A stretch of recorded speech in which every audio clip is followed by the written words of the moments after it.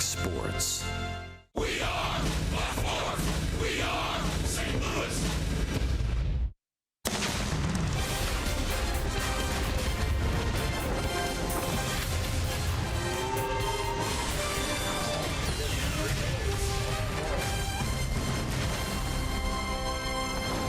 This is St. Louis Cardinals baseball, and tonight from Dodger Stadium in Los Angeles. It kicks off a 6-game road trip. It's game number 1, the St. Louis Cardinals and the LA Dodgers. Jim Hayes is here. That's the Mad Hungarian Al Raboski. I'm Dan McLaughlin. Should be a lot of fun watching this pitching matchup here tonight. One of the game's all-time greats in Clayton Kershaw and Lance Lynn for St. Louis. Yeah, Kershaw's trying to become baseball's first 8-game winner, and of course they are just dominant at home, where the Cardinals are the road warriors. They've won 9 straight road games, and they're going to have the right arm of Lance Lynn taking them to the victory lane. 6 starts against the Dodgers for Lance Lynn, a record of 3-1 in his ERA. He's under 4.5. Matt Carpenter is in the starting lineup tonight. A couple of memorable at-bats in back-to-back postseasons against Clayton Kershaw. Carpenter and the Cardinals against Kershaw this evening.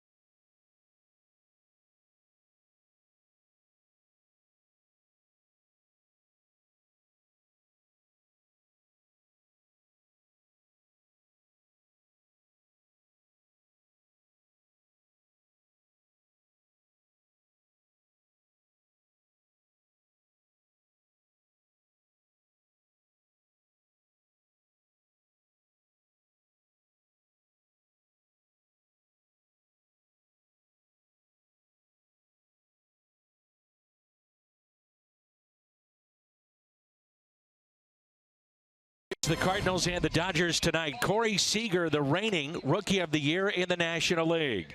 And you think about Rookies of the Year, you think about the Dodgers. They may have another one here in 2017. He's in the lineup tonight. Cody Bellinger. Look at his ranks among the rookies in the National League. And this guy has been tearing it up. He is first in runs, tied for first with 9 home runs, first in RBIs, and in hits, he's got 28 so far this year. Off to a great start, Cody Bellinger, and he'll bat cleanup tonight for Dave Roberts' club. It's the Cardinals and Dodgers. It's game 1 of a 3-game series, and Dexter Fowler leads it off when we come back.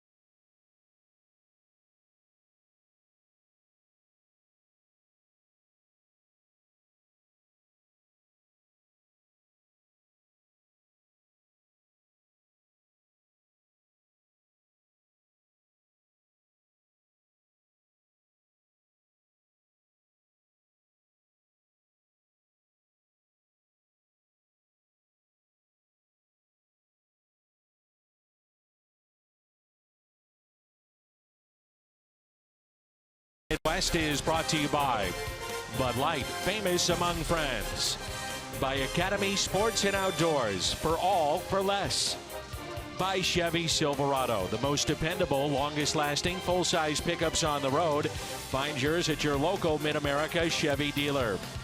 And by Menards. Save big money at Menards on all your home improvement needs. A look at Dodger Stadium, historic Dodger Stadium here in Los Angeles, Chavez Ravine. There's a look at Mike Matheny as we start this 6-game road trip. Dexter Fowler, followed by Steven Piscotty, and then Matt Carpenter, Jed Jerko, Yadier Molina, Peralta, Diaz, Grichuk, and the pitcher spot for Lance Lynn. So Jerko gets the start tonight at second base, and with the lefty on the hill, Wong will sit. And one of the Cardinals that has pretty good numbers against Kershaw is Dexter Fowler. He is 18 for 44. That's a .409 average against Clayton, one of the game's best, and already a record of 7-2. Yeah, coming off his best start of the year against San Francisco last time out. Already 3 Cy Youngs to his credit, but as you mentioned, Dexter, that's saying something. When you're 18 for 44, that's not just a fluke.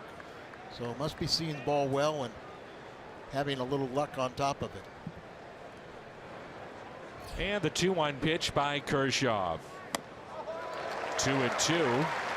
The Cardinals have won 9 straight road games, averaging 7 runs a game during this winning streak.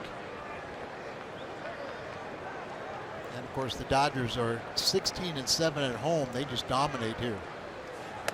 And a swing and a miss and a strikeout of Dexter Fowler. Missouri Lottery Fox Tracks. Number 55, Steven Piscotty. right in the middle of the plate. I think the approach you have to have against Kershaw is you have to be ready from pitch one. You know, he likes to get ahead in the count. He's going to be a strike thrower, doesn't walk many. And so you have to jump on the first pitch you think you can handle. Here's Steven Piscotty, the right fielder. And the first pitch is grounded towards Gonzalez. Flips and leads Kershaw. And there's 2 down. The LA defense tonight, Bellinger is in left field. Jock Peterson in center. Puig is in right. Around the Horn is presented by Dobbs Tire and Auto Centers. Forsythe off the DL in the lineup tonight at third. Seager, Utley, Gonzalez on the infield, and Yasmani Grandal is behind the plate. Dave Roberts, last year's National League Manager of the Year. That was his first year of managing. And I think he did a pretty good job, not only on the field, but handling the clubhouse that at times can be very difficult. They finished a year ago 91 and 71. So here is Carpenter in the playoffs against Kershaw, 4 for 13, and he's made those 4 hits pay. Couple of doubles, a triple, and a home run. And the 0-1.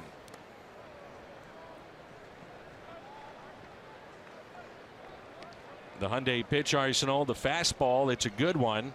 Low to mid 90s, but the slider is such an effective pitch for Clayton Kershaw. It really is, and I said that his last outing was his best because he not only had that slider, but he also had his curveball working. He couldn't say that about every start. 2 balls and 1 strike. Pat Hoiberg is the home plate umpire. Rob Drake at first, Chris Segal at second, and Jerry Davis, the crew chief, down at third. Dodgers using an infield shift on the right side. Outfield is straight away. And the 2-1 pitch. You'll notice with the fastball, it's not overpowering, but he hides the ball so well. Herky-jerky motion, it really gets on a hitter quickly. Yeah, there's no doubt. And this kid has just great confidence in his ability. He has a record of 137. The 2-2 missed on the outside corner. Typical Matt Carpenter goes to a full count. He's second in the major leagues with 32 walks, and his next walk will be career walk number 400. You saw Grandal there trying to frame that ball. They say he's one of the best in the game at framing pitches and getting pitches that are borderline called strikes. And the 3-2 pitch. That time he got him. 2 strikeouts in the inning. And a 1-2-3 for Clayton Kershaw.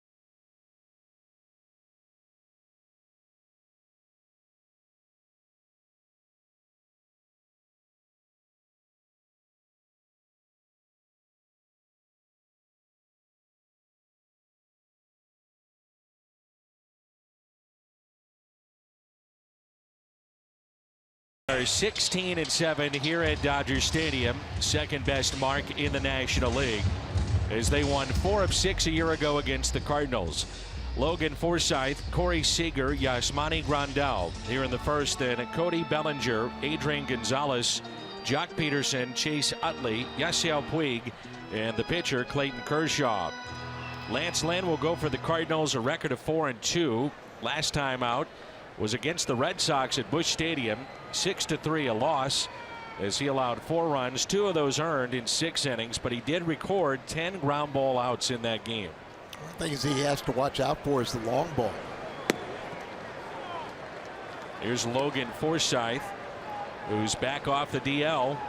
He missed 30 games with a right toe fracture. He was picked up in the offseason from Tampa Bay. And last year he had .264 with 20 home runs, primarily as a second baseman. 2 balls and no strikes. You mentioned he come off the DL. That's no stranger to the Dodgers. Last year they had 28 disablements. And Dave Roberts was given a lot of credit because of all the youth in particular in their starting rotation. They had 70 starts by rookies a year ago and still won 91 games, their 4th consecutive National League West title. And of course, with Justin Turner being on the disabled list now, that Dave Roberts has moved Forsythe over to third base. And they re-signed the veteran Chase Utley, who's been a really good influence in the clubhouse and really helped out Seager and a lot of the younger players.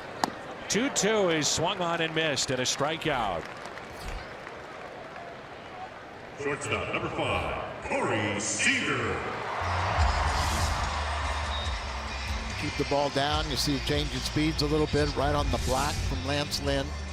Really been impressed with Lance Lynn that, you know, he's pitching really to contact and not maximizing his fastballs. You know, taking a little off, adding a little here, but when he gets in a jam, he'll reach back and get the 94, 95.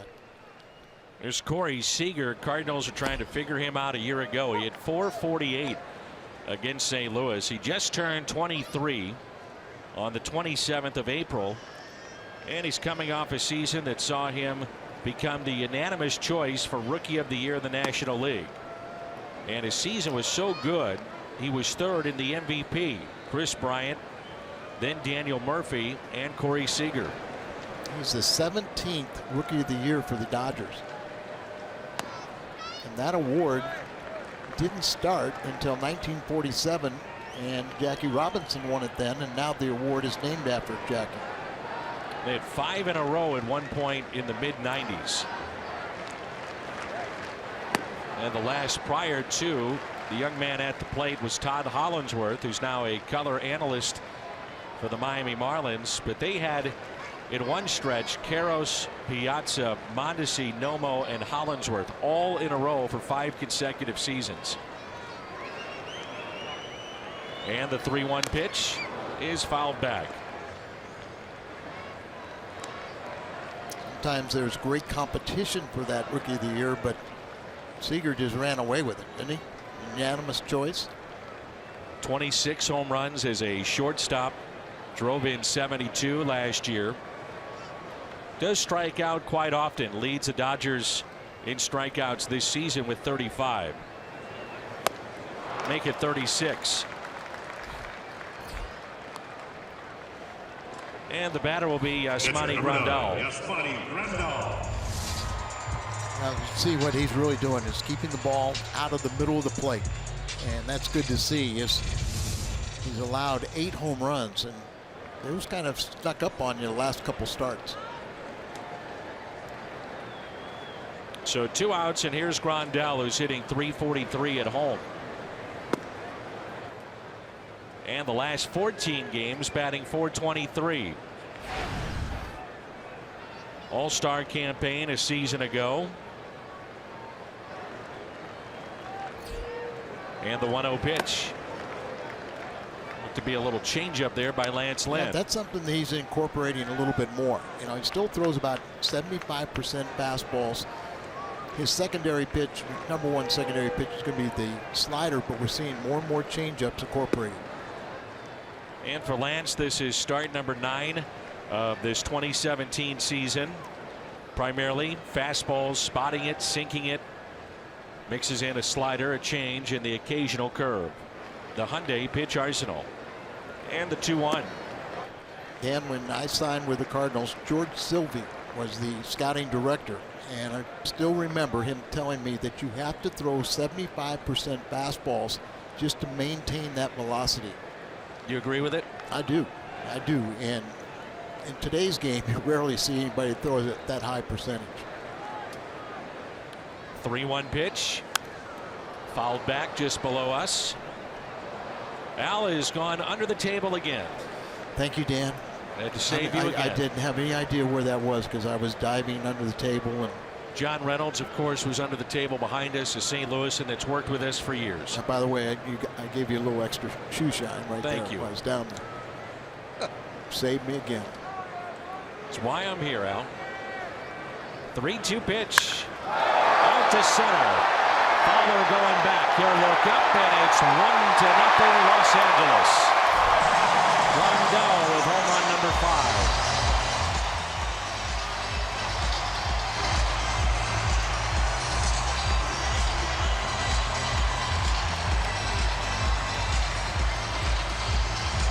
Rondell, a switch hitter. He had 27 home runs last year, and as you mentioned, his 5th this year.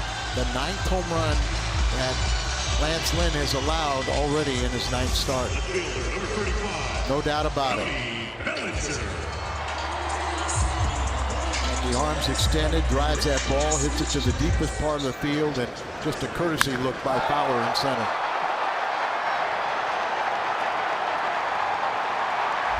That is dead center field. No, it was right over that 395 side. This is one of the early stories in baseball. On a positive note, Cody Bellinger, who was their #1 prospect coming into this season, already with 9 home runs in just 25 games, the fastest Dodger in their history to 9 home runs, and leads the big leagues with 22 driven in here in the month of May. He's got 24 on the season. He almost missed the entire month of April. Jammed him. It's popped up and out of play. His father was a big league infielder. They're very impressed with him. The really interesting thing about him is his natural position is first base, and they think he'll win Gold Gloves there. But with Adrian Gonzalez back, a Gold Glove winner at first base, he moves to the outfield, and he can play all 3 outfield positions. The speedy outfielder Tolles is done for the year with a knee injury, so Bellinger shifts to left field. He's also played a little right, as you mentioned, when Puig sits for Dave Roberts' club. 1 ball and 2 strikes.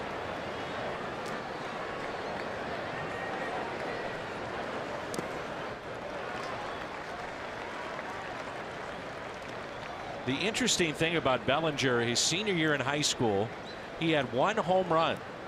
They say he would put on a show in batting practice, and then games he wouldn't show that prodigious power that he would have. Ned Colletti was the GM at the time, was asked about that draft, and he said, I'll be honest with you, we had no idea he had this kind of power, but grew into his body. And a ground ball that's hit to second, taken there by Jed Jerko. And the Dodgers strike first here in the bottom of the 1st on a 3-2 pitch. Solo home run, Rondell.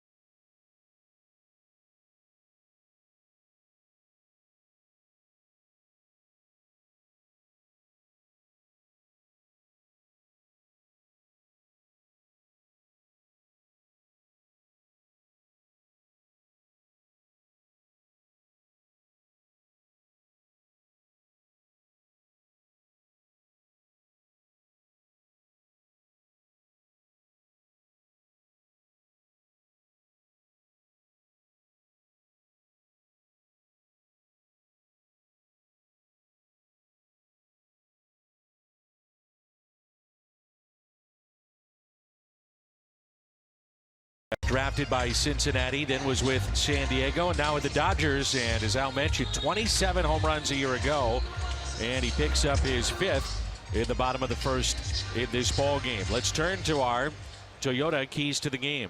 Well, we always think of Kershaw as being the best pitcher in the game, but look at this batting average against. Lance Lynn actually is better than Kershaw at 205. And the first pitch is a little floater out to center, and Utley going out, the Dodgers second baseman.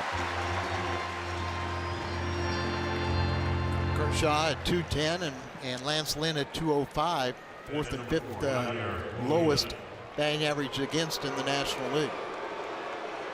Yadier Molina riding an 11-game hitting streak coming into play tonight. That's the longest in all of Major League Baseball currently, with Travis Shaw, third baseman of Milwaukee. He's hit .271 with a couple of home runs the last 11 games and takes strike one.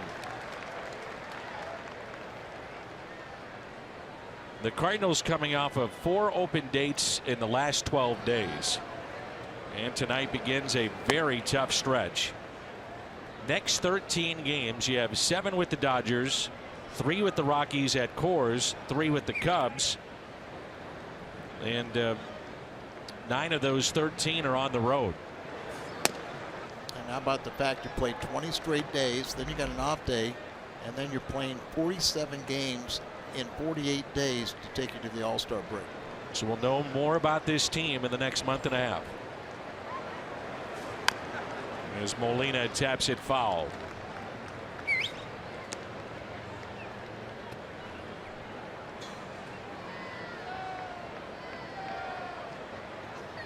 Can't say enough about the Cardinal organization and what they did last week to honor the '67 World Championship team. Did a great job. Unbelievable. And there is a base hit into right center. Molina reaching out for it. And that's now a 12-game hitting streak for Yadi. And you want to know how much the game has changed in those 50 years? 1967, as you take a look at the base hit, goes down and gets this one. Good concentration, a low ball hitter. But they used a total of 31 players in 1967. They had 13 pitchers for the entire year. Cardinals carry 13 pitchers now on a daily basis. And that's 13 with Bob Gibson missing 2.5 months with a broken leg. Johnny Peralta on the first pitch, slicing towards a line, and a foul ball as Puig was giving chase. Johnny's come back with a little bit of a hot streak. In This all is 3 games. just his 12th game of the year. He's got 7 hits, but you know, he just did not look right at the beginning of the season. Anybody that was around the club in spring training could see that. Very slow moving, lethargic. And we found out why with the upper respiratory issues that he had. Especially because they thought he had such great energy in spring training. And so it was a dramatic decrease.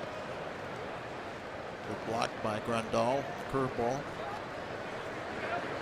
Not to say that Molina would steal against Clayton Kershaw, but an amazing number for him is that there's been only 2 stolen bases against him in his last 36 starts. Well, the thing is he's a lot quicker than what you think.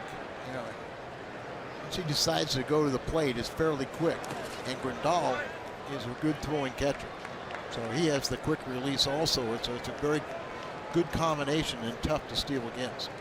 Grandal has caught 12 of 23, and that's most in baseball. His last 4 starts, he's induced a double play in each of those starts. So he's trying to make it 5 in a row, and he's never done that in his terrific career. 2-2 the count.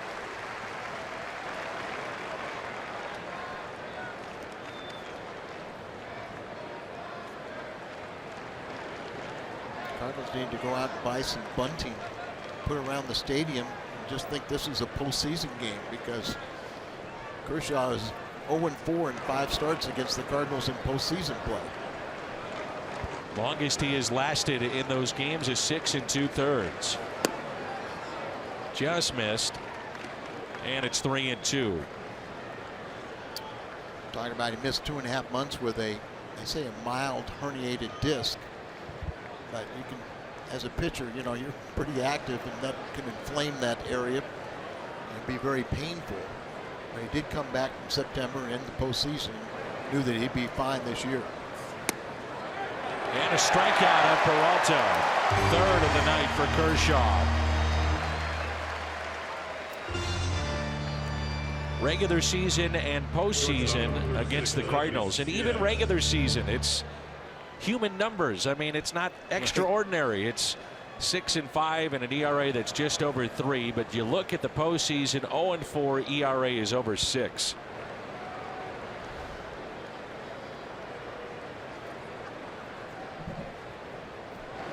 So 2 outs, and here's Aledmys Diaz. And a fastball in there for strike 1. One of the oddities this year of Diaz in his numbers, hitting .371 when he's not batting in the second spot in the lineup. And the idea at the beginning of the year was Fowler, Diaz, Carpenter, all high on base percentage batters in this lineup. And it made a lot of sense, but it hasn't materialized, and now he's hitting down on the order. We haven't seen the power that he displayed last year, but he's still a young hitter at the major league level.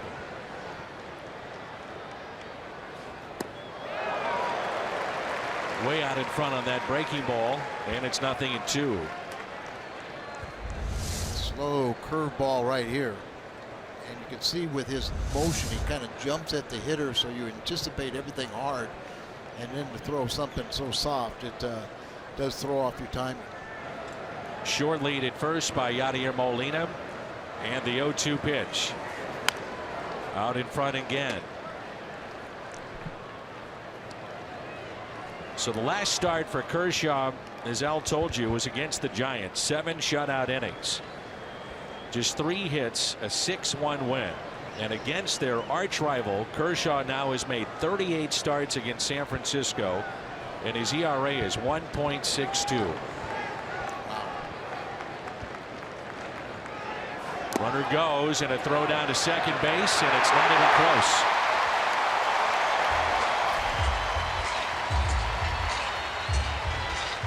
Rondell catches his 13th runner of the year.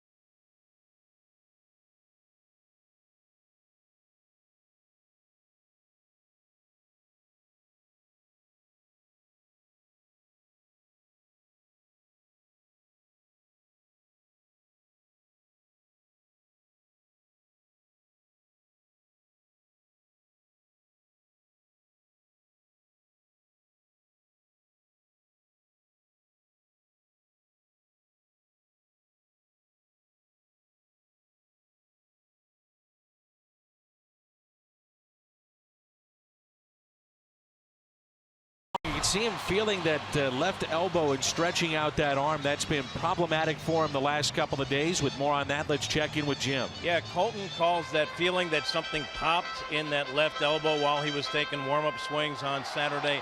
a freak incident. He says doctors have checked him and rechecked him, and they say the elbow's fine, but he says it scared him.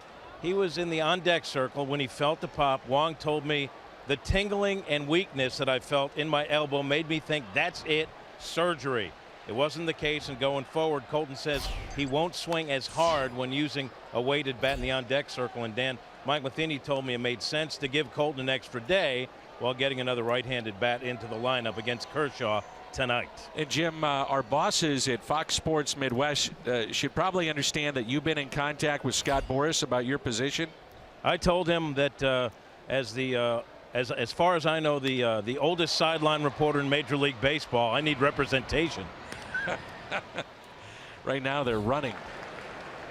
There's Scott Boras, a former Cardinal farmman, and now one of the most, if not the most successful agent in sports, certainly in baseball.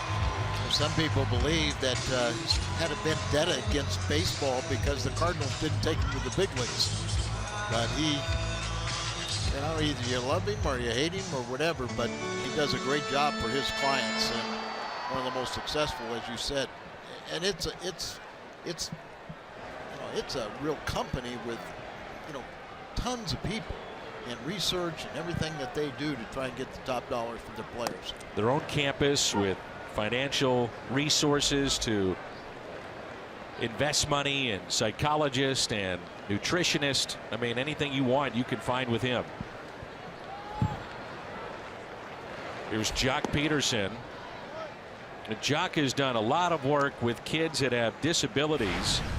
He has a brother with Down syndrome. They've teamed up to have a hat called Live Like a Champ. Now, Champ is his brother. Proceeds benefit Best Buddies, which supports those with development disabilities. And there is Champ. Before our first pitch, he has the honorary first pitch, and a great sight there. Yeah, it did that tonight, and there you see That's two awesome. brothers. What's even nicer is how the crowd responds to Champ. And his teammates. Yeah. And the Cardinals players are on the top step and cheering. Neat moment. 2-2 the count here on Jock Peterson bobblehead night. Just turned 25, and he struggled so far this year. Had his first home run since opening day on Sunday, just 2 this year. And batting .206 at the start of play tonight. He's got awesome power. Very confident hitter. You can get him via the strikeout.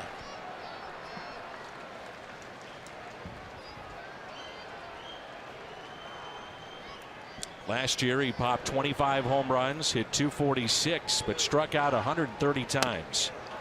And he strikes out here looking. The Cardinals defensively around the horn, presented by Dobbs Tire and Auto Centers. Grichuk, Fowler, Piscotty in the outfield. Peralta, Diaz, Jerko, and Carpenter on the infield. Molina is behind the plate. For Jed Jerko, it's his 5th start at second this year.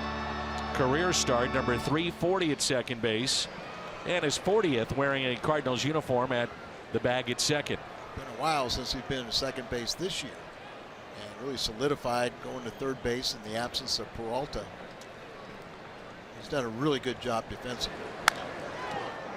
Chase Utley, a ground ball that's hit to Carpenter, beats him to the bag. And a 1-2-3 inning for Lance Lynn, who has struck out 3, including Jock Peterson. We played 2. It's 1-0.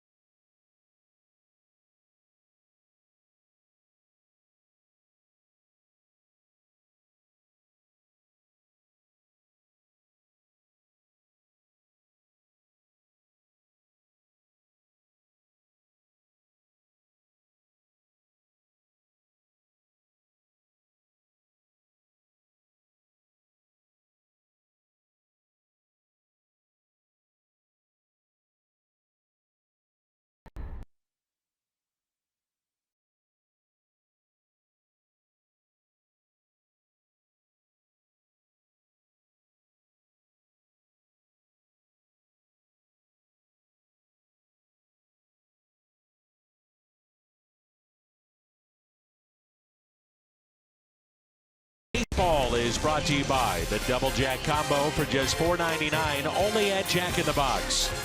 And by your local St. Louis area Volkswagen dealers. Judy Humes is celebrating a birthday and enjoying baseball tonight on Fox Sports Midwest. And wherever you may be, we hope you're enjoying it as well. And the first pitch to Diaz, who was left standing back in the second inning after the caught stealing of Molina's tap foul for strike one.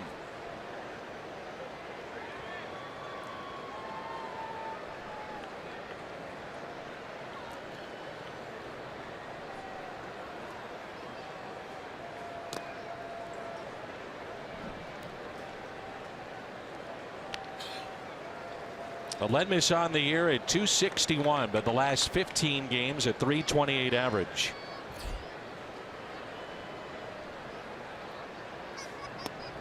And again, way out in front. Well, you know, he can get out on that front foot an awful lot, but a lot of times he makes contact with that slow off speed pitch, and because of his running speed, he gets the infield hits. But and the 1-2 is a line drive that's caught by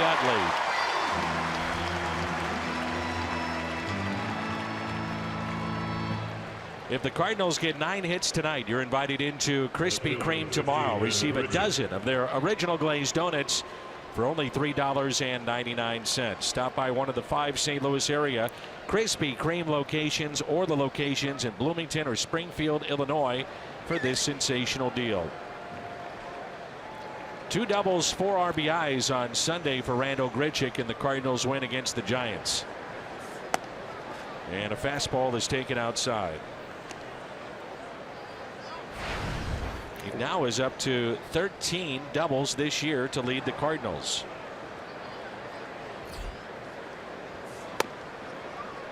and hopefully, you know, he has a good night tonight. He's 1 for 3 in his career against Kershaw. The 2-0 pitch. Little chopper towards third. Forsythe with it. Foul ball. I'll say that's a foul ball. He completed the play, but called foul at home plate. If you're a fielder out there, you know, you just have to anticipate. But I think Mike Matheny's trying to find out whether it's out or not. Yeah. Our home plate umpire just stood there holding his mask, and nobody knew what the heck, whether it was fair or foul. Grichuk never ran. He's still standing in the batter's box. Certainly the Dodgers infielders sold it by throwing it around the horn, and it was Forsythe completing the play. Let's take a look. Well, their umpires are going to get together and ask for help, but did he hit his toe? Didn't look like it there. May have, if it did, just graze it. Oh, it sure did. It looked yeah, like. I think so there. I mean, it acted the way the ball reacted. Unless one of these umpires definitely saw it, he will be out. And is definitive with the call. Oh, and that is not the case, so Grichuk will be out. And it's not reviewable. Yeah, it hit his toe. Yep. Pitcher number 31, Lance Lynn. So 2 outs, and it brings in Lance Lynn. Mike asking Grichuk about it.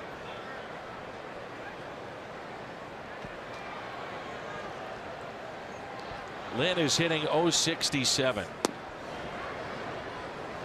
Clayton Kershaw was the 7th overall pick in 2006. Luke Hochevar was number 1. Greg Reynolds, Evan Longoria, Brad Lincoln, Brandon Morrow, Andrew Miller, and then Clayton Kershaw. The Cardinals had the 30th overall pick in 2006, and they took Adam Ottavino. But think about some of those names ahead of Kershaw. Some of them are out of baseball. Sure. You just never know.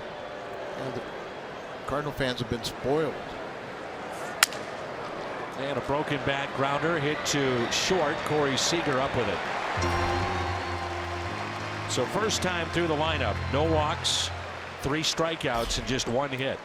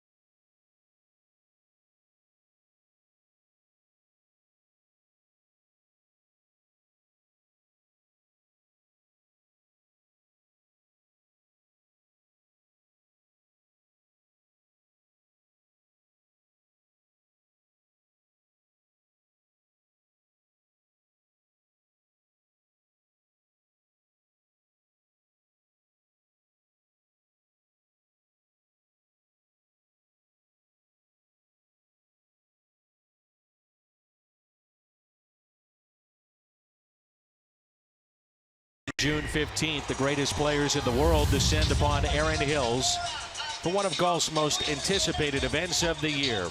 The 117th U.S. Open begins June 15th on Fox FS1 and streaming live on Fox Sports Go. We're at Dodger Stadium in Los Angeles, which opened up April 10th of 1962. Built in less than 3 years at the cost of $23 million. And now it's the third oldest ballpark in all of baseball. You have Fenway Park, Wrigley Field, and Dodger Stadium. I would hate to guess what the land is worth. It was interesting at the time. We sit in Chavez Ravine, but this stadium did not get here without a fight. Some of the residents were willing to leave. They were compensated to do so. Those that didn't, the sheriff's department came in. They bulldozed the homes to make way for this beautiful stadium that we have here. The last holdout sold for $10,500. And what do you think that would be worth? This piece of property is just magnificent. Growing up in Anaheim, if I wanted to see the, like your favorite little softball team or something, you went to see the Angels. But if you wanted to see the gods of baseball, you climbed up Mount Olympus, Chavez Ravine to see the National League and the Dodgers.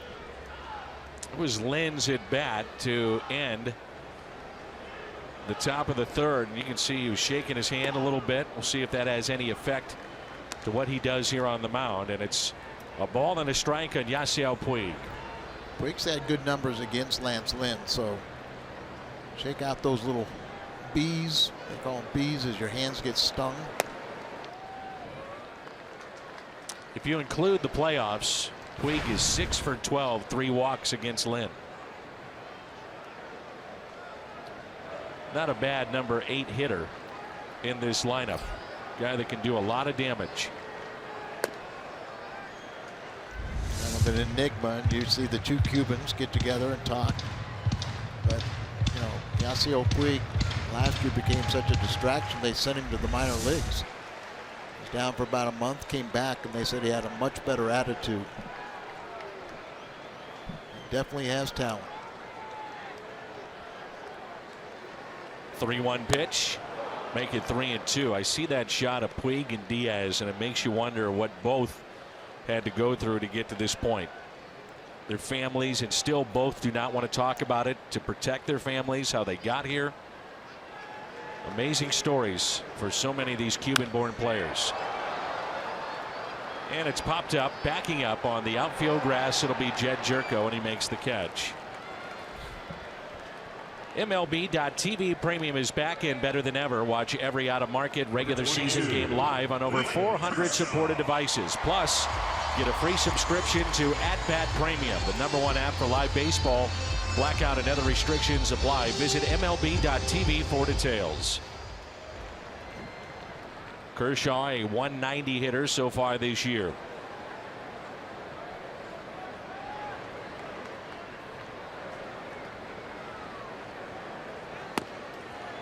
Starting tonight, the Dodgers will have a say in what's happening in the National League Central Division. Next 13 for LA will be against the Central, 7 with the Cardinals, 3 with Chicago, 3 with Milwaukee. And Kershaw lines it foul. Chicago has won tonight, 4-1 over San Francisco, and Milwaukee loses to Toronto 4-3. The Cardinals can pick up some game. And for the Cardinals, their upcoming schedule, they'll have the 4-8 home against the Dodgers, but a lot of road games upcoming. In the second half, every trip for the Cardinals is 3 cities with the exception of 1. And how ridiculous has it been? All these off days.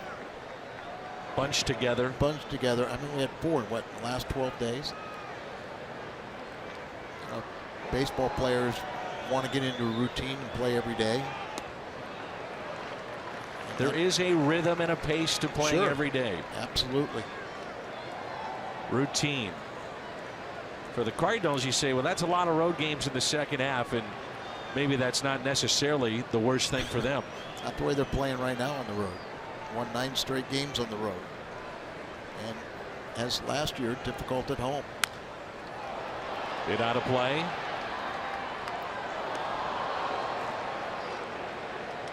Well, this lineup, which includes Kershaw hitting from this side of the plate, loaded with left-handed hitters. Righties came in against Lance Lynn, hitting just 133, which was second only to Max Scherzer of Washington.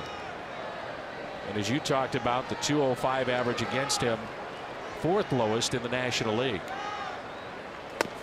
And a strikeout, so first time through the lineup, 4 strikeouts for Lance Lynn. Still shaking that hand. Sunday, June 11th, kids 15 and under entering with a ticket will be able to field like the pros with their new Rawlings Kids baseball glove featuring 2 Cardinals logos. And join us at Busch Stadium. That's the final day of the Ritz kickoff to summer weekend. Tickets to the June 11th matchup with the Phillies. Get them right now at cardinals.com/promotions. Coming in tonight, Lance had just given up 8 hits in his last 2 starts, but 4 of those 8 hits were home runs. A strike to Logan Forsythe. Grew up in Cardinal country and played at the University of Arkansas, the SEC.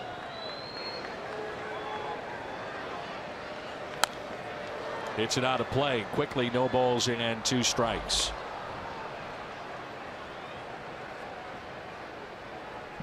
So start number 9 of the season for Lynn, number 135 of his career. Comes in with a record of 4-2 and an ERA of 2.78.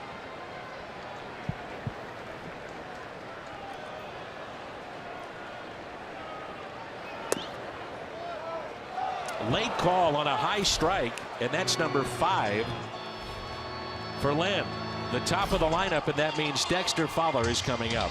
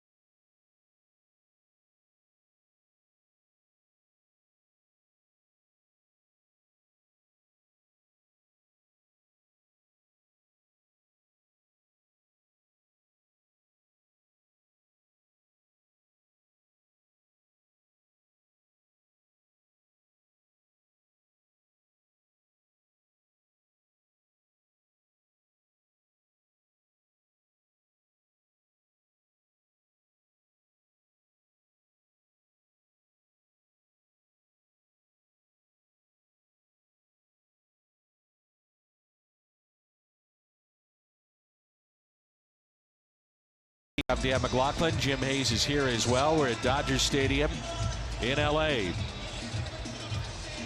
And the 4th inning rolls in. Dexter Fowler, Stephen Piscotty, and Matt Carpenter. And Fowler is our Kia in the driver's seat, and his career numbers against Clayton Kershaw, so pretty good. First in average, minimum 20 at bats, and second in on-base percentage. That is no small feat. No, it's not. And like you said, they have 45 at bats now against Kershaw. And there's a liner into right center. Puig is over and makes the catch on the run.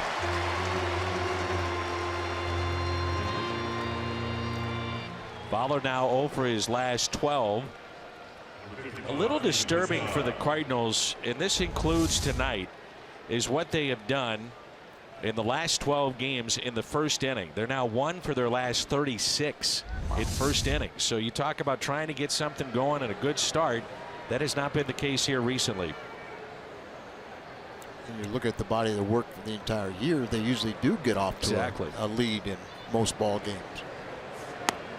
And a strike to the right fielder, Stephen Piscotty.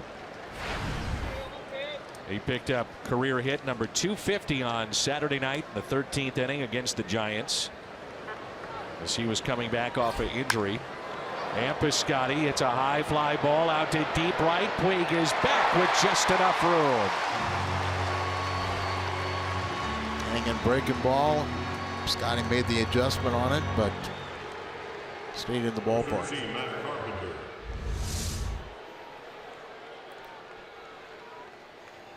Got a lot of talent, including great closing speed, where he can get to a ball that they're in the middle of the warning track. Wearing glasses for the first time I can remember. Me too. And I didn't see that earlier in the game either.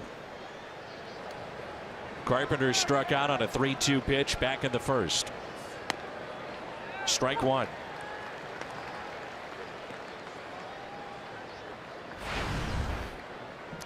This year, Kershaw 7-2 with a 2.15 ERA. That's 4th in the major leagues. His whip is 5th. He's 6th in innings, and that's on the rise with this start tonight. He came in at 62 2/3. Barry Pat has won 3 Cy Young awards. Did that in 11, 13, and 14. 6-time All-Star. And he's also won the MVP. Now, he did that in 2014. His record was 21-3 with a 1.77 ERA. 6 complete games. There have been 11 pitchers that have won both the MVP and Cy Young. First to do it, Don Newcomb in 1956. And the last to do it, Clayton Kershaw. Didn't Fernando do it? Or did he win the Rookie of the Year in Cy Young? The last to do it prior to Kershaw was Justin Verlander of Detroit. Bob Gibson would be on that list. He was on that list. Vida Blue was on that list. 71 Vida. And a ground ball hit into the shift. And Utley makes the play. So the Cardinals have 1 hit. That was the base hit by Molina back in inning number 2.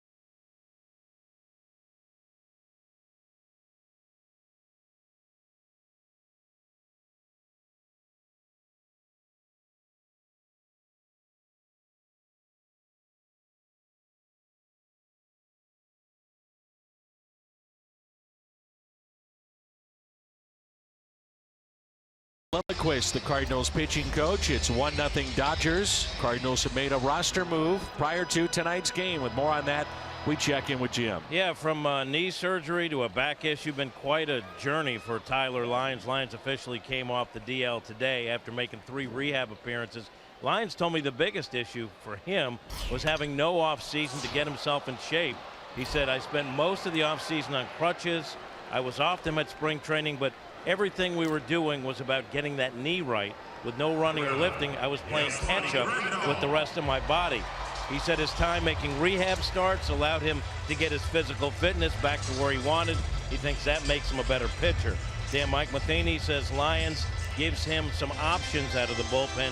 Could be long relief, could be a guy brought in to face a lefty. We'll have to see how it shakes out. All right, Jimmy, thank you. Corey Seager flied to left, and here is Grandal. Was the only hit for the Dodgers tonight. A solo home run on a 3-2 pitch back in the first inning. So Mike Matheny carries 3 lefties now in his pen. Tyler Lyons, Brett Cecil, and Kevin Segrist, and Tuivailala is back at AAA.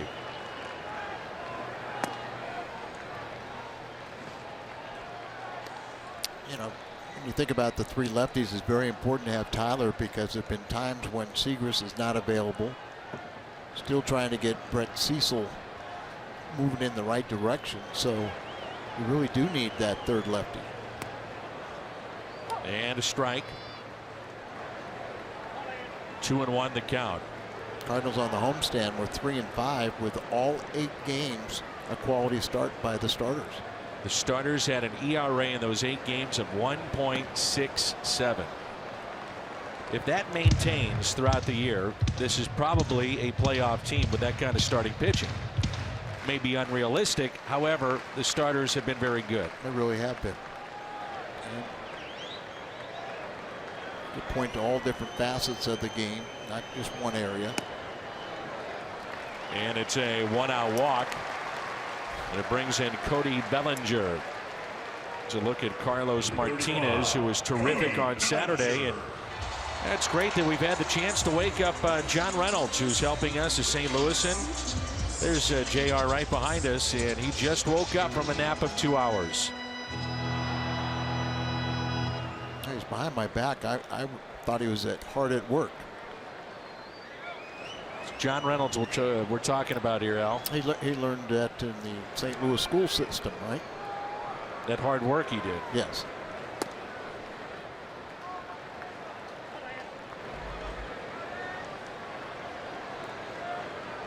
John was telling me before the game he lost track of how many Emmys he had won, and apparently it's at 6. Cody Bellinger rounded out to second base, first time up. So he's a 21-year-old. Last year at AA, he was an all-star, had 23 home runs. And as we mentioned earlier, he is the son of a former big leaguer, Clay Bellinger. He was a World Series champion with the Yankees in 1999 and 2000, and again with the Angels in 2002. Talk about being at the right place at the right time. His father. A lot of times he was a defensive replacement for Joe Torre's clubs. So you got to look at the Chevy Fox tracks.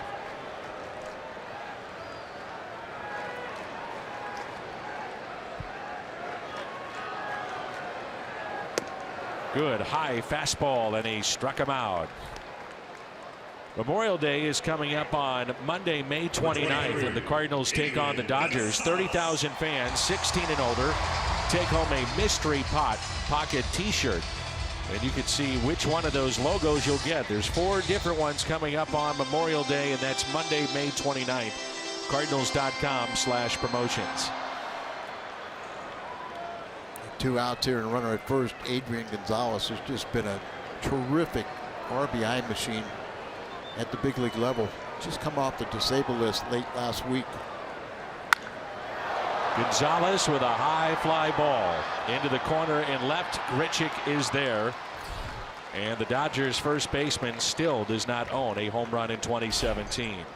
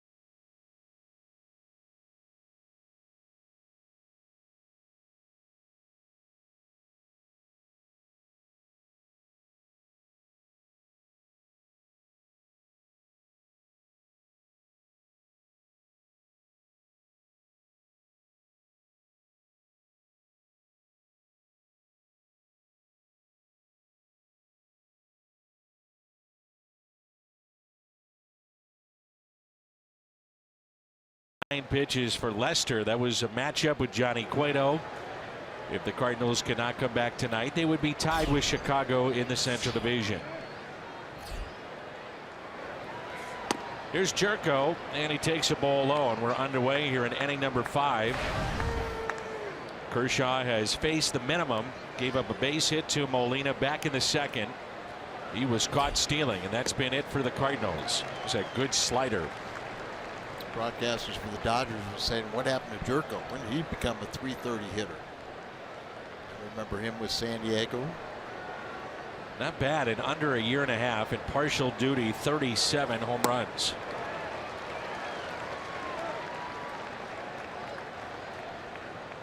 Talking about the Dodgers too, you got to get to them early because they can shut you down at the back end of their bullpen.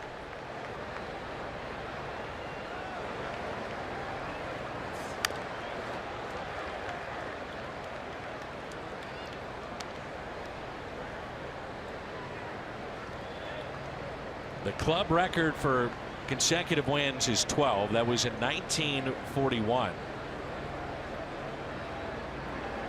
The then Brooklyn Dodgers edged out the Cardinals that season by 2.5 games. The Yankees won the World Series, and that was the first ever Subway Series when you had the Dodgers and the Yankees in 1941. That's strikeout number 4 for Clayton Kershaw, the Kubota power stat. As we check in on Yadier Molina, highest slugging percentage at this ballpark since 1962, which is when the park opened. Cardinals, Pujols, and then Yadier Molina. He singled to right his first time up. And extended his hitting streak to 12 games and reaching base for 17 straight.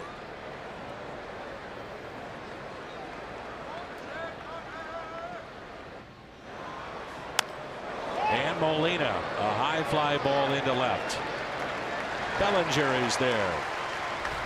Well, prior to this year, the last time the Dodgers had played a game without Vin Scully as their play-by-play man was 1949. The Brooklyn Dodgers won the National League pennant.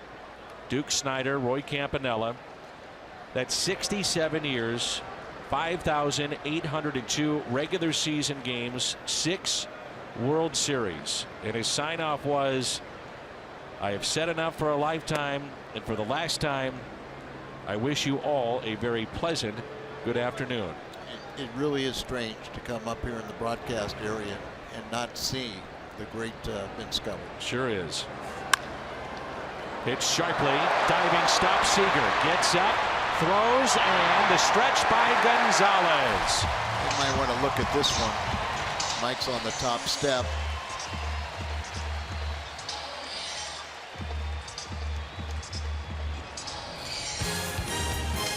The question will be, was Gonzalez his foot? Did it stay on the bag?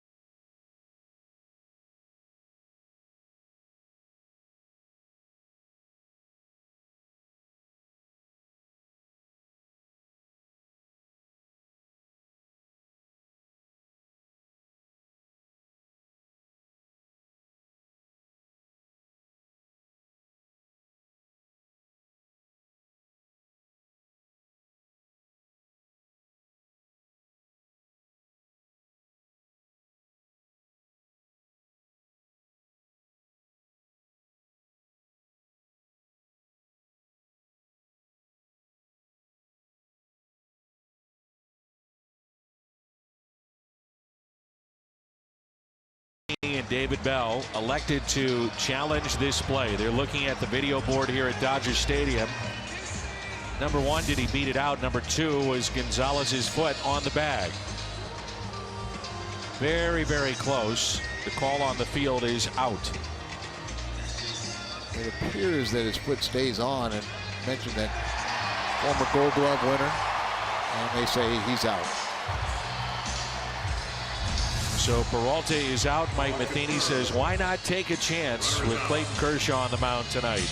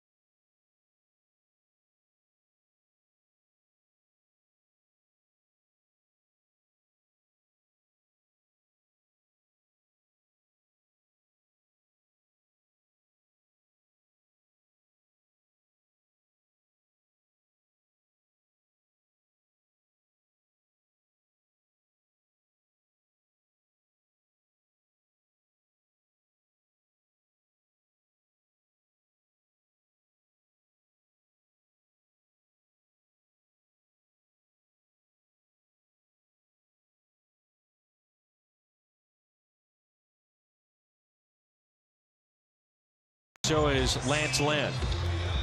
Lynn along the way has allowed just one hit. We're in the bottom of 5. It'll be Jock Peterson, Chase Utley, and Yasiel Puig. Peterson struck out looking back in the 2nd inning. Lynn has struck out 6 tonight. We are at the quarterway point of the season, and for the first time since 2010, the Cardinals have 3 pitchers with a sub 2.80 ERA. Leak, Waka, and this man on the mound, Lynn. Back in 10, it was Jaime Garcia, Adam Wainwright, and Brad Penny. That's right, Brad Penny. Brad Penny. I saw that. Former Dodger. The 2-0 pitch. That's fouled back. Just below us. The good news in that area is you know that Martinez is trending in the right direction, and so is Adam Wainwright. I mean, what he's done the last couple times out there, that if you can get all 5 of these guys going in the right direction, and as we said, the recent homestand, all 8 games was a quality start by the starter.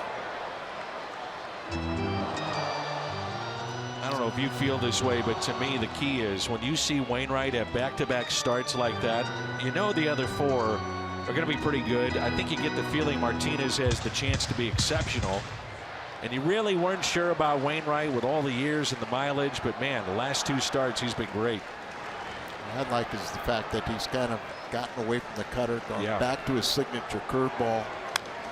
His velocity is as good, if not a little bit better than it's been a couple of years.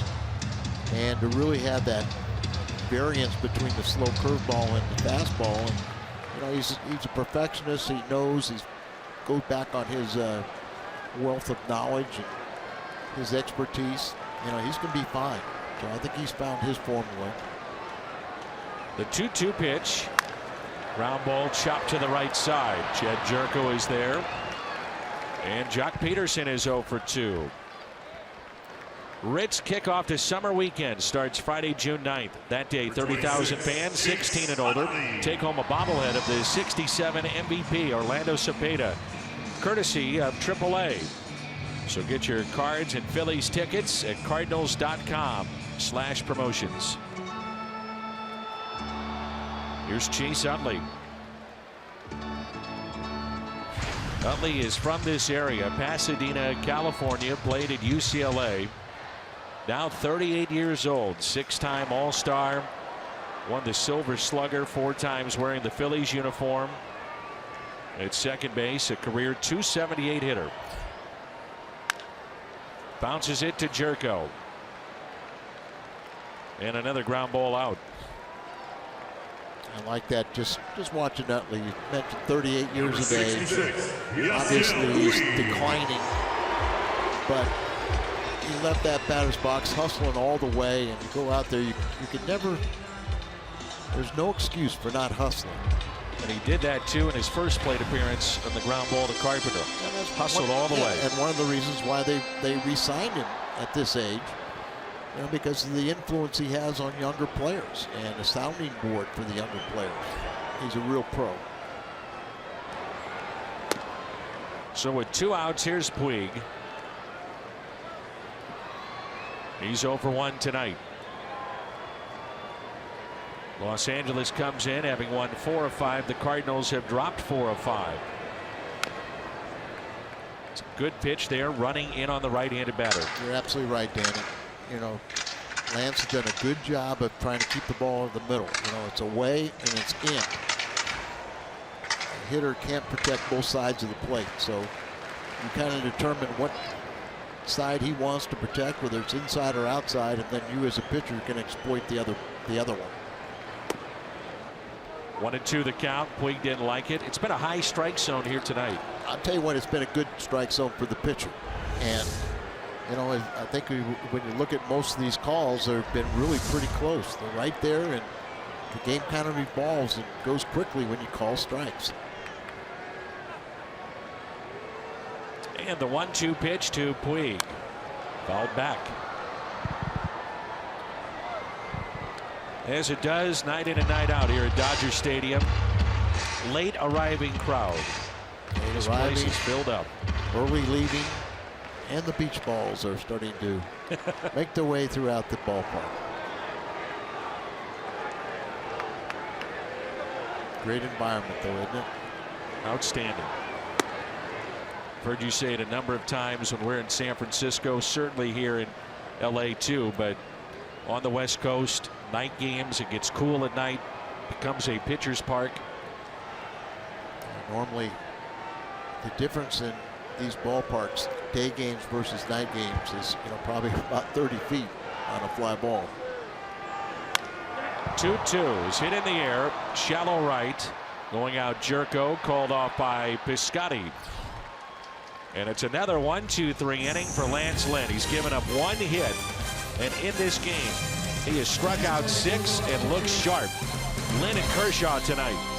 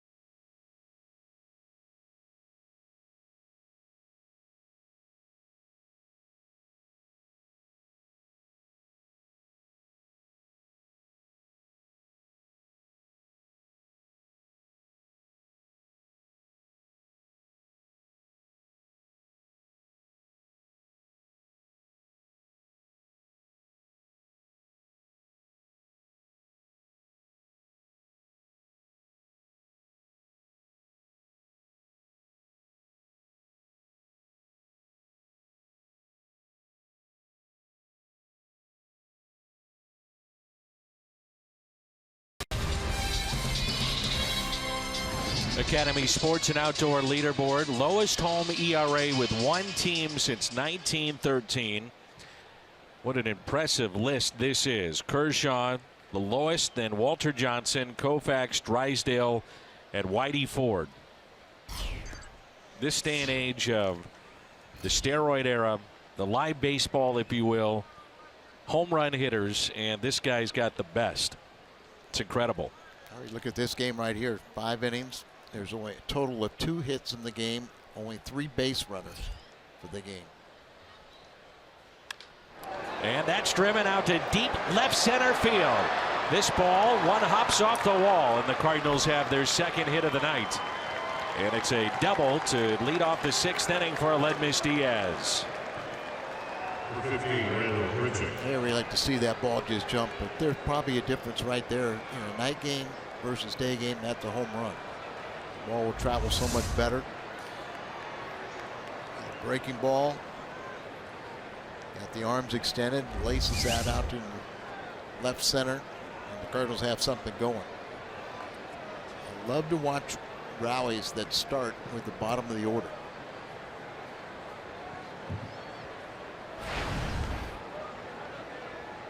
So runner at second. Here's Grichuk, the 8th place hitter, and then Lance Lynn.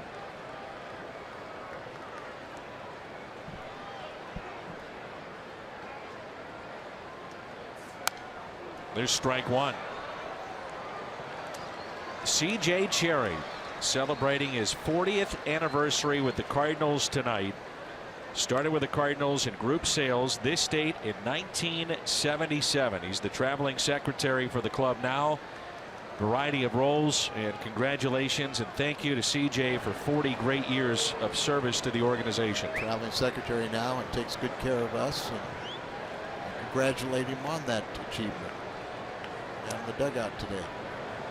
Real important for to get Diaz over to third base with less than 2 outs. Here's a 0-1 pitch. CJ's daughter Laura was married in the offseason and now celebrating 40 years with the Cardinals. So congratulations to CJ Cherry. Quite an accomplishment to last this long in any profession, but much less Major League Baseball. That's great. Here's a 1-1 pitch to Randal Grichuk. And you think of Judy Barrett, is over 50 years, I believe.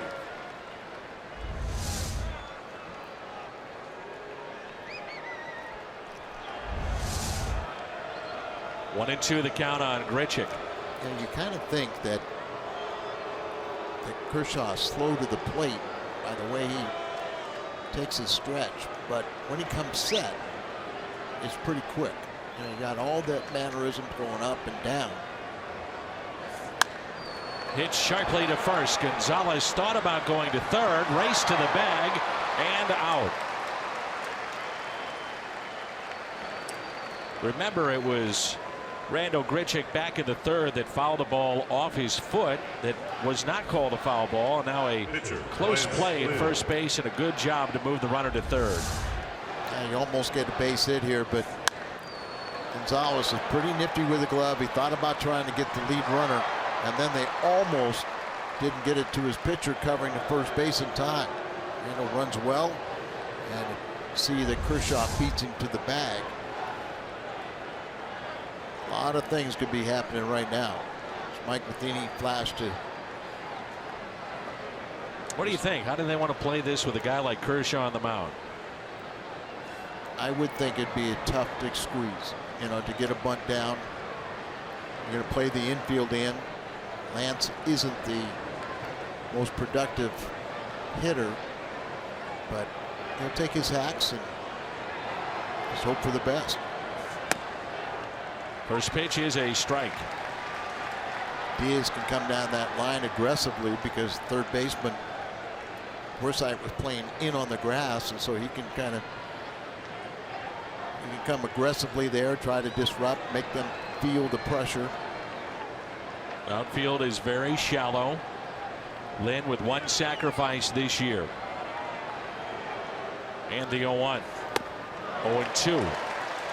That's the best thing to combat it is what Kershaw's done. Go out and get ahead of the count, throw strikes, elevate the ball up there. You know, you got a chance to get the fly ball.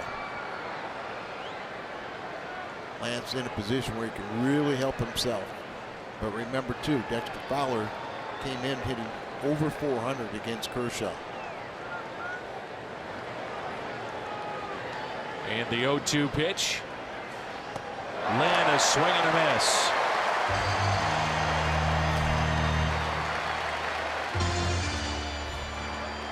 Ted Savage RBI Golf Classic will be held at Forest Park Golf Course on June 6th. Each foursome has the opportunity to play with a Cardinals alumni player. All proceeds from the tournament benefit the reviving baseball in inner cities RBI program in St. Louis. To get involved, visit cardinals.com/RBI Golf.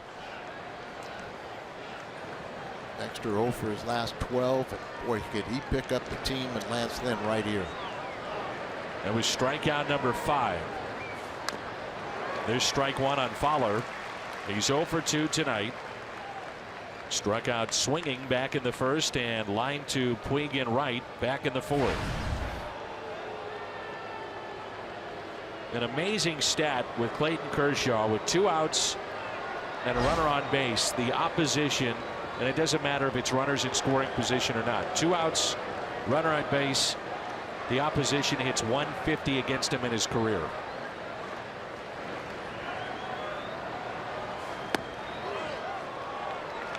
Wow, and he wanted that pitch there. Must have been low because it was right down the middle of the plate, wasn't it? And it was low.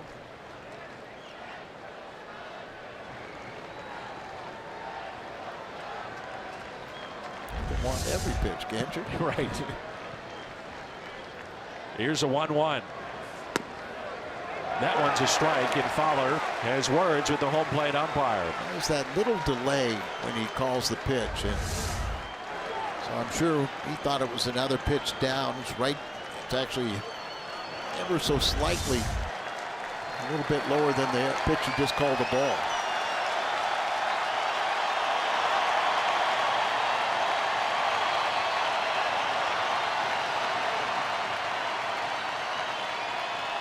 The 1-2.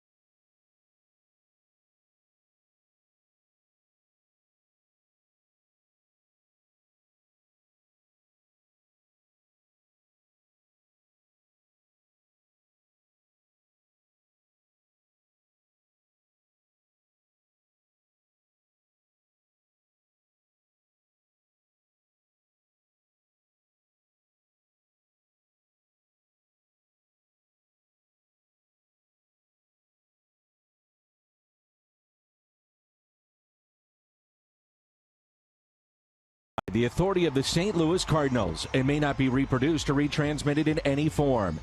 And the accounts and descriptions of this game may not be disseminated without the express written consent of the St. Louis Cardinals. The best opportunity in this game for the Cardinals moments ago. Runner at third, only one out. Lynn was up, he struck out. Fowler struck out. And it's 1-0 here in the home half of the sixth at Dodger Stadium. 1-0 as Kershaw bunts it foul for strike one. Dan, this is a real important inning for Lance Lynn, that he has to forget about that last at bat and the missed scoring opportunity. Just got to go out there and worry about stopping the Dodgers and not worrying about that scoring opportunity that got away from him. Kershaw is struck out back in the third. Lynn has been there with Clayton, pitch for pitch. He's allowed one hit. That one hit was a 3-2 pitch and a solo home run by Grandal back in the first. 0-2.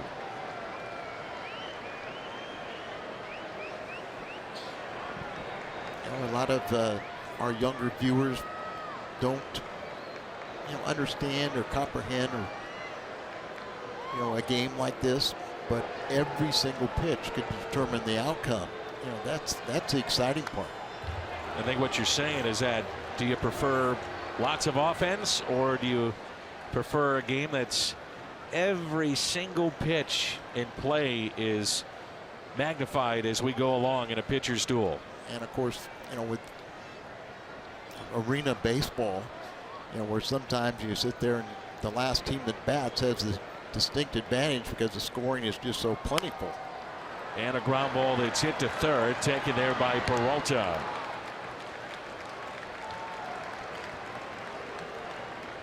That's 6 ground ball outs. T-Mobile Unlimited Baseball break. Anthony Rendon against Seattle, 3 for 4. The Nats win again, 10-2. Irvin Santana, complete game shutout, and Charlie Blackmon has been red hot for the Rockies. And tonight at Philadelphia, the Rockies win 8-2. They have one of the best road records in all of baseball. Usually you anticipate them being very good at home, but the Rockies this season good at both home and the road. Some interesting races. Teams that we wouldn't expect to be up there are. Really, the Cardinals, and I haven't really looked at this, but I would say their record isn't much different than what is a year ago. It's just because the Cubs haven't gone out and ran away with it like they did a year ago. Good fastball, 1 ball and 1 strike. Game number 2058 between the Cardinals and the Dodgers, and the long history between these two teams. 3 games difference. And a 3-game difference, which the Dodgers have 3 more wins. And I can remember at times where, it was go back and forth each night. Whoever won would go leapfrog over the other. That's how close these franchises have been, and 2 of the storied franchises in all of baseball. A ball and 2 strikes.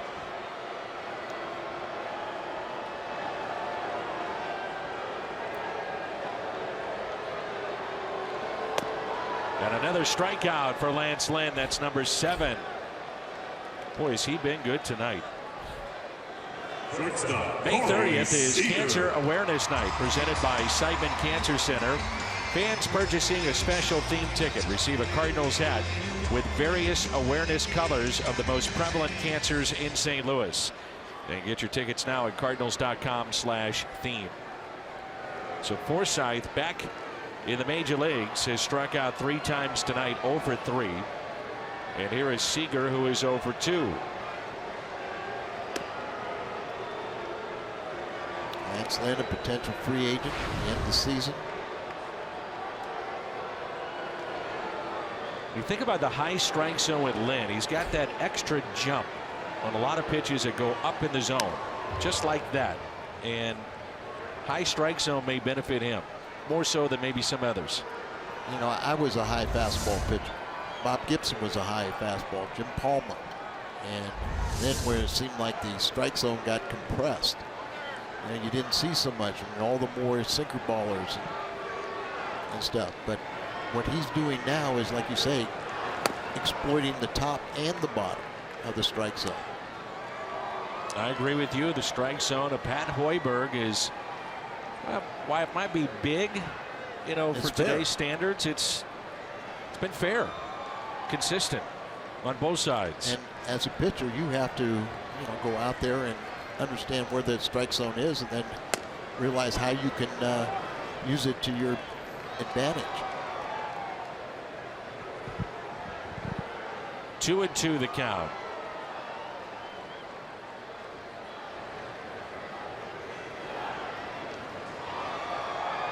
Cardinals will have 2, 3, and 4 in the lineup coming up. And a swing and a miss. Took some off it. That's 8 strikeouts tonight for Lance Lynn.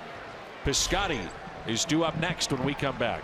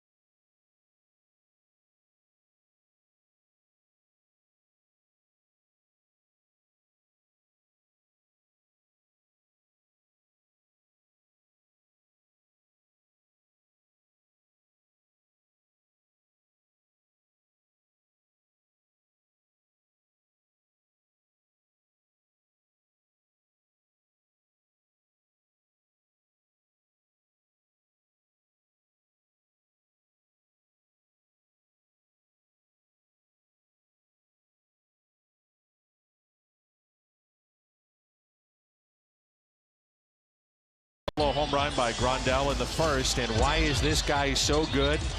Take a look at what he's done this season, and then we'll show you what he's done here tonight. But he gets ahead, retires that first batter, and he's going deep into games. And that again is the case here tonight. A lot of first pitch strikes. First batter retired in 5 of the 6 innings. Pitches per inning barely over 11. That's how you stay deep into a game, and he's done that. Yeah, they've actually taken him out of some of the games this year to keep his. Piscotty with a fly ball down the right field line, slicing foul. But, you know, like the example that his last time out, he was just cruising along, and through 7 innings, they take him out because they're trying to monitor those innings, keep him strong for the entire year. And not that he likes it, but he understands it, knows it's for the betterment of himself and longevity.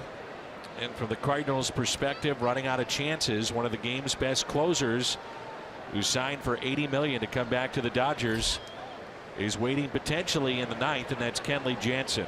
0-1 pitch. Now 0-2. This is the Gateway Honda home run inning. Cardinals hit a home run. The Gateway Honda dealers donated $1,000 to the Make-A-Wish Foundation of Missouri. Mentioned $80 million for Jansen. He actually got higher offers from the Marlins and the Nationals, but Andy Van Slyke's son, Scott, and some of the other guys went to his wedding, and all of a sudden he changed his mind and said, I'm a Dodger. I'm going to come back to the Dodgers, and took less money. Scott Van Slyke, Andy's son, is currently in the minor leagues. Right. You know, last year he was hurt an awful lot, and right now they do have an abundance of outfielders But he'll be back. Maybe the best thing for him is get away from this organization. Been a very good player for a long time. 2-2 the count. Piscotty here, then Carpenter and Jerko. Steven is grounded out to first and hit one to the track and right. And a swing and a miss. Strikeout number 7.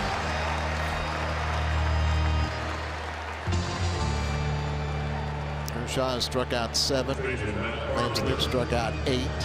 Flashback to the postseason of 2014. The at-bat that knocked out Clayton Kershaw. Remember, they had a big lead in this game. And all of a sudden, Matt Carpenter said no more. In Game 6 of the NLCS, he had 8 foul balls, 11 pitches. Game 1 the following year, 2014, 8 pitches and a bases-clearing double. Can he come through again here tonight? In 2013, that Game 6 you were talking about with the 11th pitch bat by Carpenter. I mean, after that, it was just gone. Yeah. You know, it was just so dramatic that took so much out of him. And that's why he's 0-4 in 5 starts in the postseason against the Cardinals. Here's a 1-0 pitch. It also set up the dramatic home run hit by Matt Adams, who's now with the Atlanta Braves. He hit a home run last night, Matt did. Carpenter is struck out looking back in the first and grounded out to second. 1 ball and 1 strike. Shift on the infield to the right side. We're told that Matt Adams went deep again tonight. Well, I think we've all have wished that we could see what Matt Adams would do with, say, 600 bats in one season. And as soon as Freddie Freeman broke his wrist, you know, you could see that was a possibility that Matt could go there. I think we're all happy for him to get a chance to play every day. Carpenter with a high fly ball. Deep left center. Peterson is back, and it is caught. Bellinger leaping over Peterson to make the catch.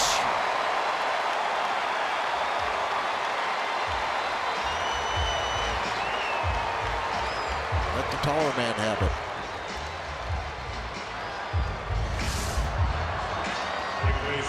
No real communication out there. Last second, Peterson pulled away, but I'm pretty lucky that 1, they catch it, 2, they don't have a collision and get each other hurt.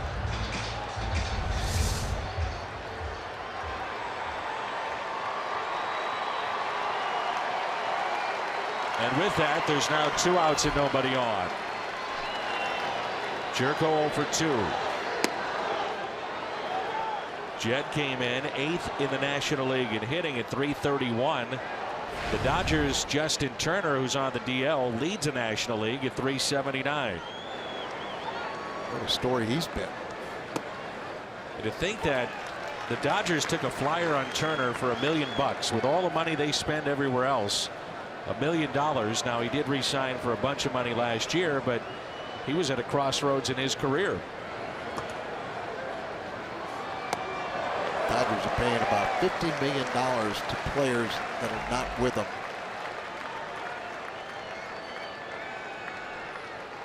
If they have the deep pockets, they can do that. Kershaw's making $33 million himself. Jerko, a little bouncer to Gonzalez, and it's time to stretch here at Dodger Stadium. The Cardinals have 2 hits. The Dodgers have 1, and it's a home run and a difference.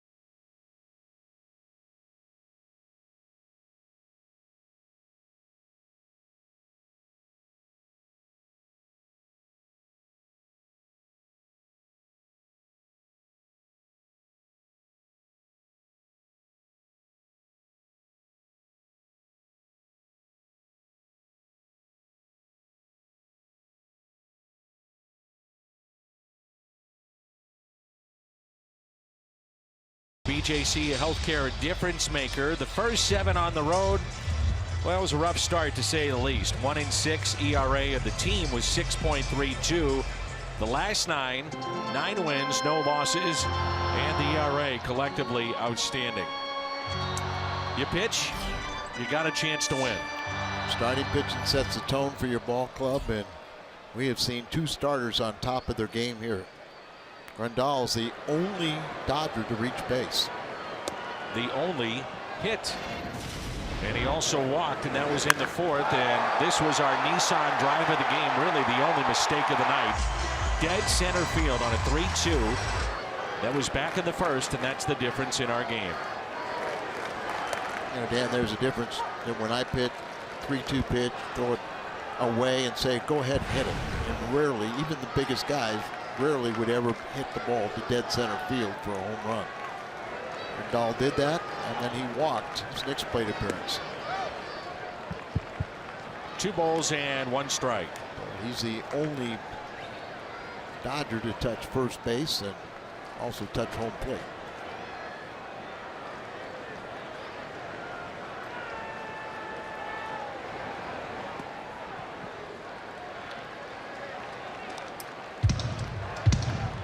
So 2 over the minimum right now for Lance Lynn. That's it.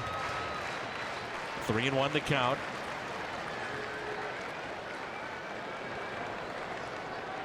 And the next 2, Grandal catches the inside corner, 3-2. Plaza Tire Service, the last pitch to make it 3-2. Kind of give up on that ball, and it kind of tails back to the corner just enough to get the call.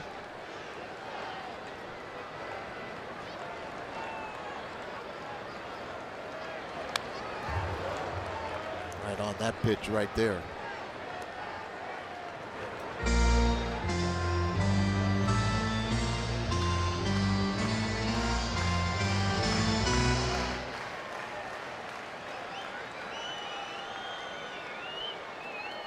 Three and 2 the count.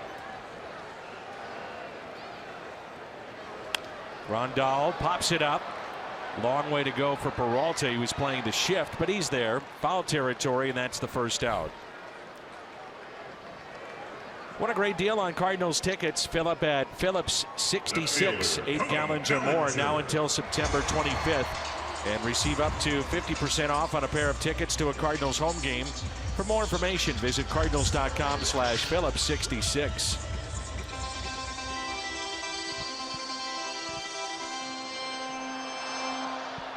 Cody Bellinger with one of the top defensive plays tonight. In the top of the 7th to take a hit away, extra bases away from Matt Carpenter. Showing bunt, popped up, and out of play. Lance Lynn has done a great job of retiring that first batter of an inning. One of the keys that Kershaw talks about, you go out there, get ahead in the count, you retire the first batter in an inning. You're well on your way to putting up a 0. The Dodgers started this year 10-12, and since April 26th, 16-7. Best record in the majors over that time. Good fastball again at 92. Seen a lot of late swings against that fastball. I can see the movement on it. That ball starting in the inside and then just going, tailing back to the middle. So as we've talked about, he's learned how to sink it, ride it, cut it, and he's out there dealing. And the 0-2. Including tonight, Lynn has made 7 starts against the Dodgers. He's 3-1. His last start against LA was in June of 2015. And you may recall he started in Game 4 of the 2013 National League Championship Series. 2-2. Probably his last inning of work. Because the pitch count getting up there at 96, but we can't say that about Kershaw. I think he's had 77 pitches. Make sure you get another goose egg for this frame, and then rely on your offense to come back and get you off the hook. 2-2 is pulled foul.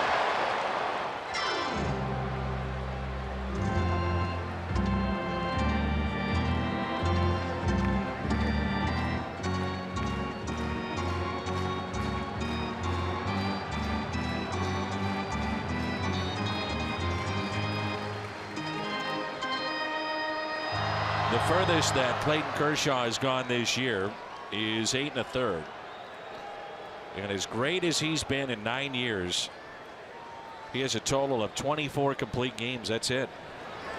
It's different animal. They don't. That's driven out to deep right field. On the move, Piscotty sliding and coming up with it. A tremendous catch by Stephen Piscotty. Got a great jump on that ball. Ball sinking, running into the line, and he just makes a tremendous play. Good jump. You can feel the change from grass to dirt underneath their feet, and then you know that wall's coming. How about the play he made in St. Louis over the weekend as he reached out for a line drive and then had about 6 inches before his wrist ran into the wall. Boy, what a great play that is. And so here's Adrian Gonzalez, who's 0 for 2 tonight. And Danny, that's another thing. When you have a pitched game like this, you're going to have plays like that because everybody's on their toes. They're all ready to help you out. And when it's constantly walking, base hits all over the place, defenders get back on their heels a little bit.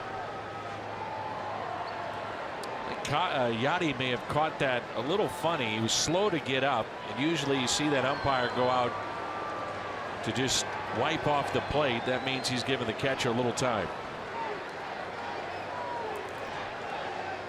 Get those jam thumbs a lot of times. Their hands take such a beating. They really do. You know, sometimes that movement, you catch the ball just a little bit wrong and jam fingers and thumbs. Gonzalez pops it up on the infield. Diaz is there, and Lynn has been masterful here tonight. 1 hit through 7 innings. Molina, Peralta, Diaz coming up.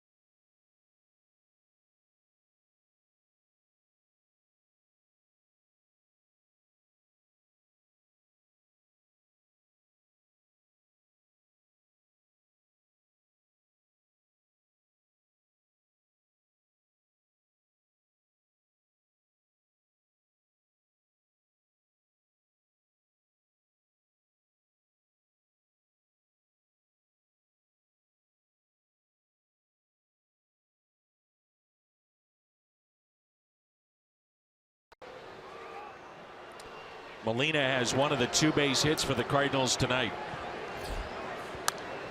First pitch swinging, and it's fouled back. 82 pitches for Kershaw. Lance Lynn was at 99. Both of them have faced 22 batters in this game. Right-hander just soft tossing in the Cardinals' pen. Trevor Rosenthal is the right-hander up.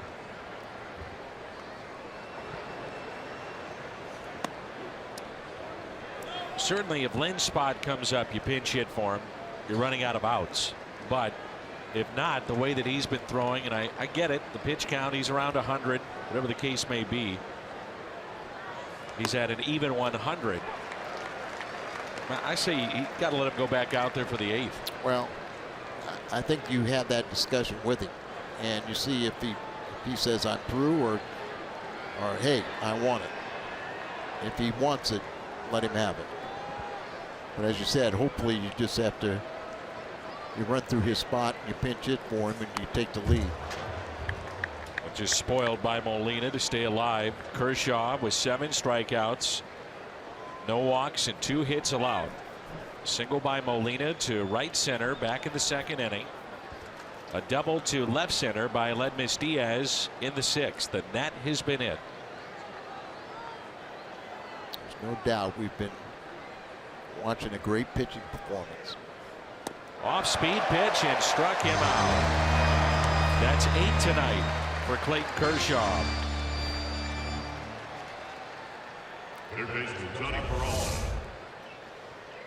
Mixes up the speeds with that breaking ball. Big 12-6. Now time for the mini Countryman player profile. It's on Kershaw, who won the Roberto Clemente Award for his charitable works in 2012. Value goes way beyond his record-breaking contract.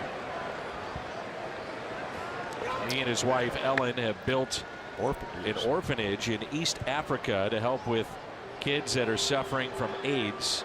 And he told me last year, I interviewed him in St. Louis, he said, my wife keeps me grounded, and she's told me in 10 years they won't remember what I did in baseball, but what I do in changing lives. And he's done a lot in the community. He's also done a lot back in his home state of Texas. He graduated from Highland Park High School in Texas. Doak Walker went there, Bobby Lane, Matthew Stafford, who's the QB of the Detroit Lions, but he's given out a lot of money here in LA, Texas, and certainly in Africa. Seems like every year they take that pilgrimage to Africa. Every year they go. Yeah. So not only put the money, but put the hard work in there also. No doubt he's a credit to the team, and I'm sorry, but he will be remembered 10 years after he retired. I agree. Here's a 1-2 pitch to Peralta. 9 strikeouts.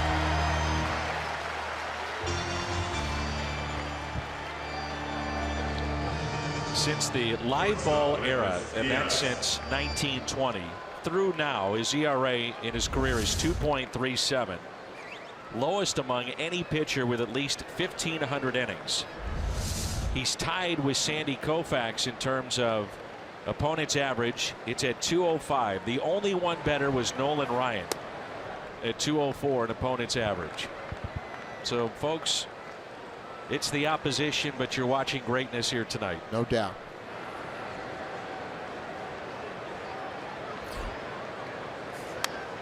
One ball, 1 strike on Diaz.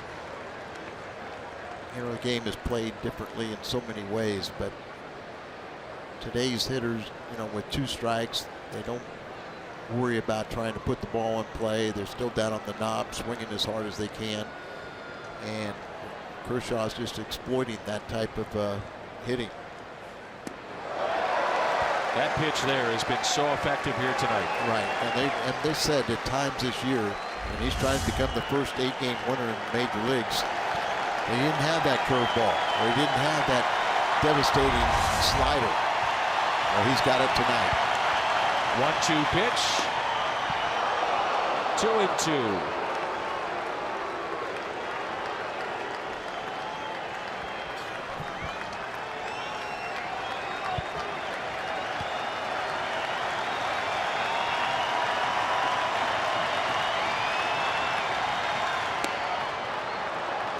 He struck out 10 one time this year, and that was back on April 19th at home against Colorado, and he's looking for his 10th strikeout here tonight.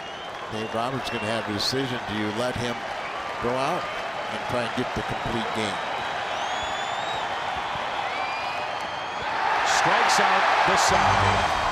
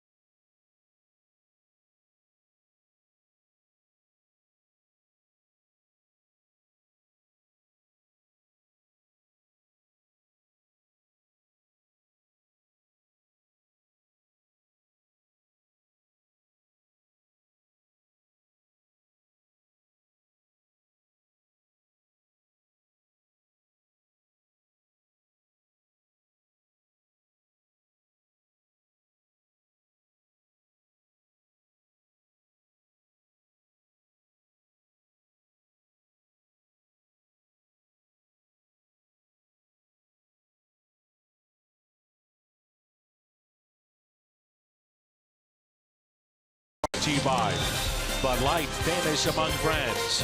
By Academy Sports and Outdoors, for all for less. And by Ford, the official cars and trucks of the St. Louis Cardinals. So the answer to our question is Lance Lynn stays in the game. Brett Cecil and Matt Bowman are getting loose in the Cardinals' pen. How many times have we said he's a big, strong guy? The pitch count really doesn't mean that much. That artificial 100-pitch limit. And he's at 101 right now. Game like this, you want to complete the inning. Don't want to come out of the middle of it. Pitch too good of a game. He's doing everything he can to help his cause and the team's cause the way he's pitched. 1 ball, 1 strike on Jock Peterson. Chase Utley to follow, and then Yasiel Puig. Peterson is 0 for 2. He was called out on strikes back in inning number 2 and grounded out to second.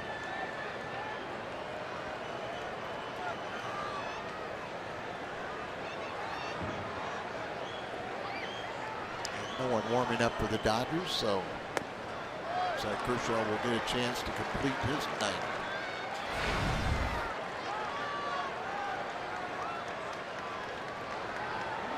That's the other aspect out here, Dan. With the cooler California air, you really do stay fresh and you don't wear out as quickly as you would in other areas. That catches the corner. It's 3-2. You got Chase Utley, who hits from the left side, and it's an all right-handed bench tonight for Dave Roberts. They're on the black.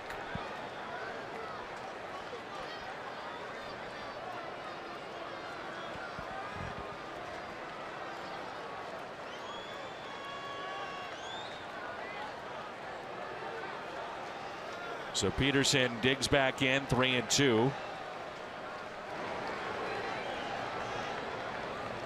And he strikes out. And his struggles continue as he's hovering around that 200 average. What's on tap is presented by Budweiser. Mike Leake will go tomorrow for the Cardinals. A 2.03 ERA. And A 2.77 ERA for Rich Hill. He's 1-1 on the year. It's been a pleasant surprise in his second year with the Cardinals after signing the big free agent contract. He's been outstanding. It's now 9 strikeouts for Lance Lynn. Here's Utley, who is 0 for 2. There's strike 1. Utley grounded out to first baseman Matt Carpenter, also grounded out to second. Kershaw's last 3 starts against the Cardinals at this ballpark, regular season play, he's 2-0 with a 0 ERA. 23 innings, 8 hits, 34 strikeouts. And tonight he has struck out 10. He's done that for the 53rd time in his career. And when he does, he's 41-11. And I think Rick Mundy was telling me before the game that 26% of the time Kershaw starts a game, he allows 3 hits or less. It's incredible. Here's the 0-2. Last year, when he missed 2.5 months with the herniated disc in his back, he was 12-4 with a 1.69 ERA in his 21 starts.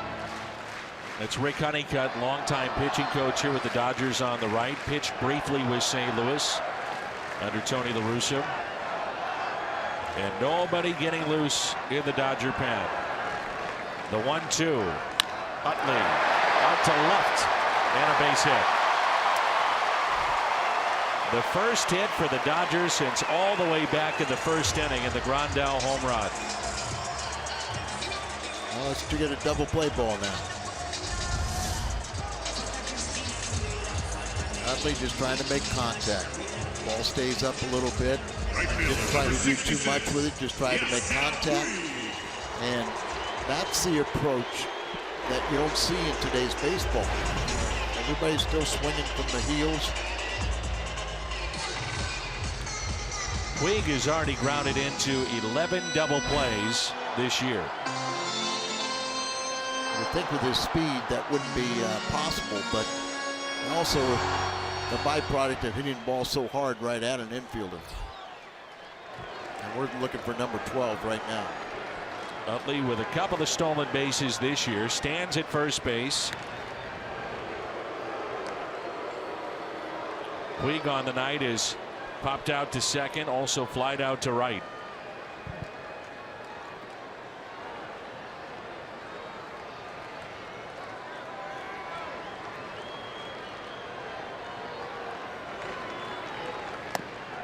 And there's strike 1. I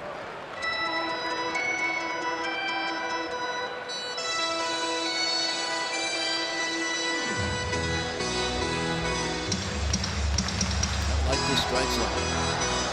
If you want to speed up a game, call strikes. That's what's happened here tonight.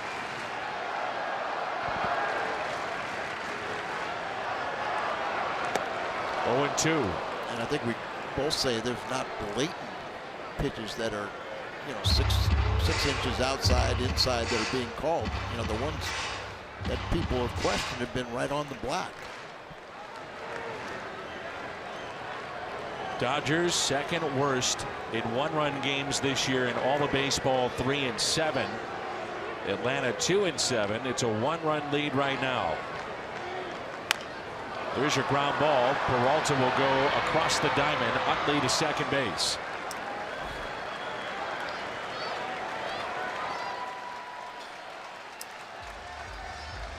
The State Farm perfect pair, and it's these two, Lance Lynn, Clayton Kershaw, in what has been just a terrific baseball game here at Dodger Stadium.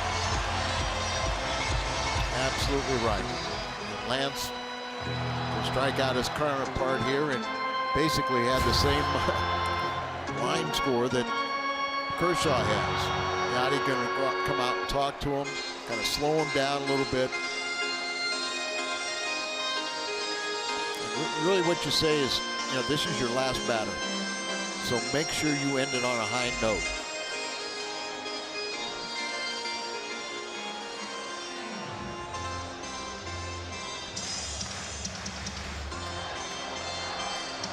That's also good recognition there by Peralta on that play, knowing the pitcher's coming up to get the sure out at first base. Yeah, it just wasn't hit hard enough, and you know, the play in front of him was the right one.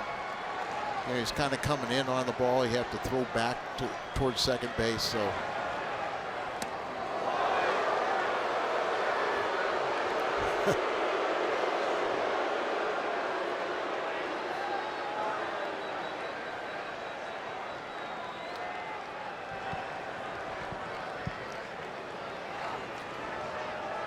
The Cardinals in the ninth will have Randall Grichuk, a pinch hitter, and Dexter Fowler. 2-0 the count. The pitch count at 115. Always show respect to every hitter, but you don't want to fall behind. 2-0 right here and come all the way back. Kershaw is struck out. He is grounded out.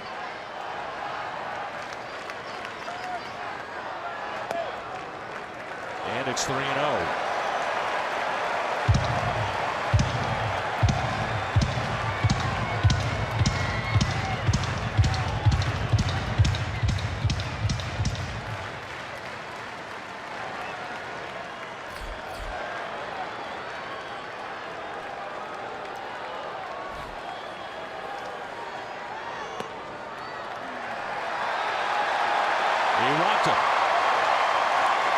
Just the second walk tonight, and it looks like that'll be it for Lance Lynn.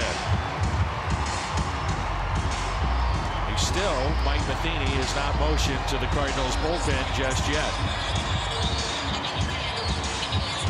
We have Forsythe, who's coming up. He's 0 for 3 tonight with 3 strikeouts.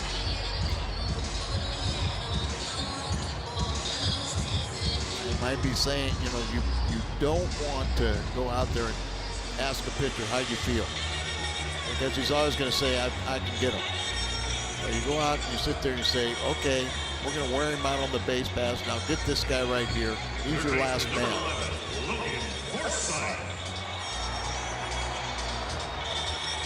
Manager just can't let somebody talk you into it too. And that was just more that go over the defense, take a deep breath, now attack the strike zone. Forsythe coming off the disabled list today, and you can tell he's a little rusty with his 3 strikeouts tonight. So runners at first and second. 2 outs.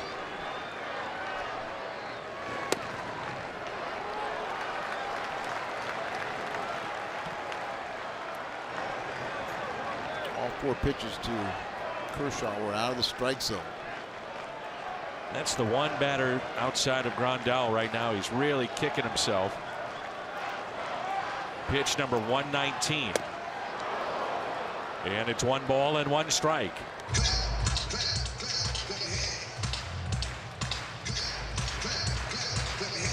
Old days, the starter usually would go about 130 pitches, 120 and 130 pitches for a complete game.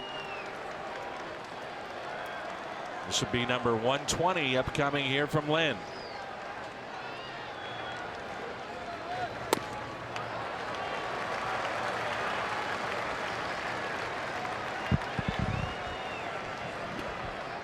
He's pitched so well tonight. You know, Mike Matheny is wrestling with this.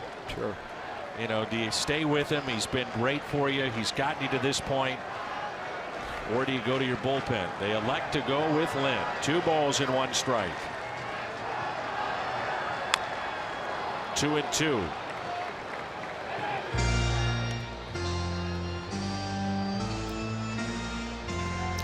Seager's the on-deck hitter and left-handed hitter. I think this has got to be it. One way or another. Got to be it, but I mean, right now you want to bring Cecil in to face him. That's why you signed him. You signed him. You gave him a lot of money for those assignments. And he's been better last 2 times out. And he's had a string of bad luck too. Times when he has picked off a man and then the runner would elude a tag. Most pitches that Lynn has thrown in a game is 126, so he's closing in on that.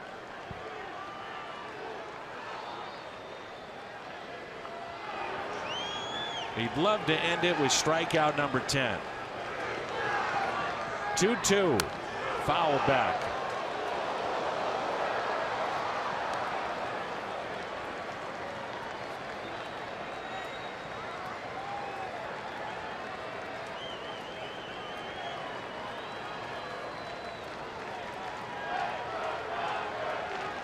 Those 126 pitches, May 27th of 2014.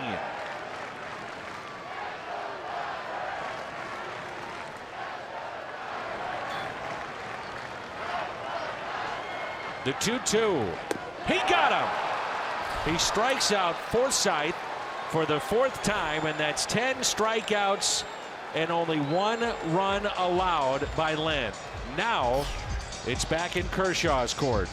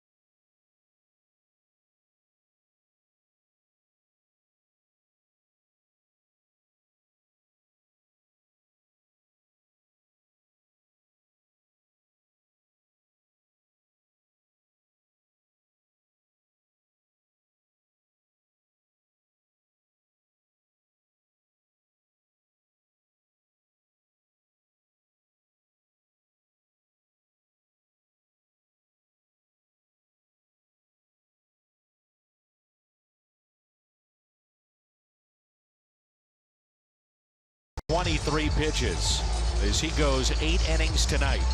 He turns it over to Clayton Kershaw, who is not.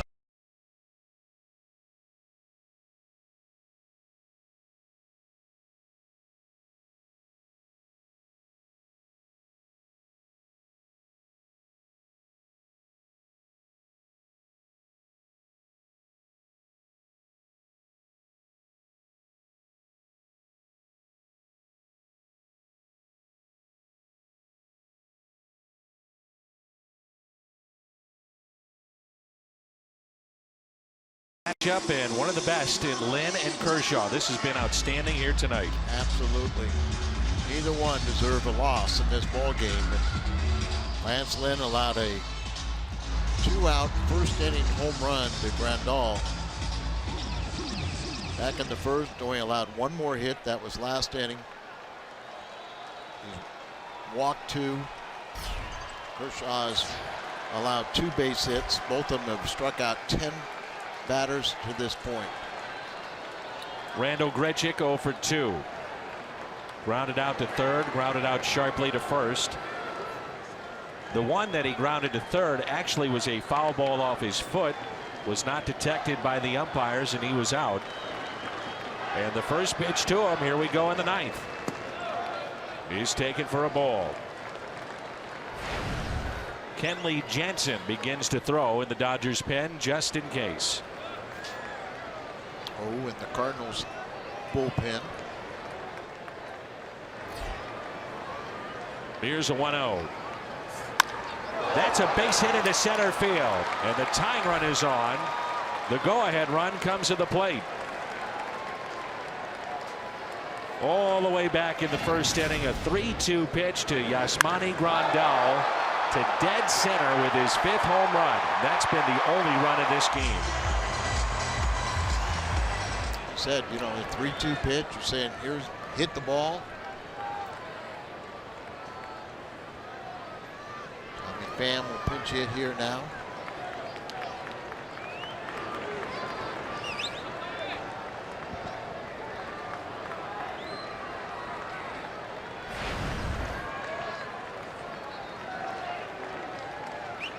So runner at first, Randall Grichuk. Here's Tommy Pham. The Cardinal pinch hitters have been exceptional this year.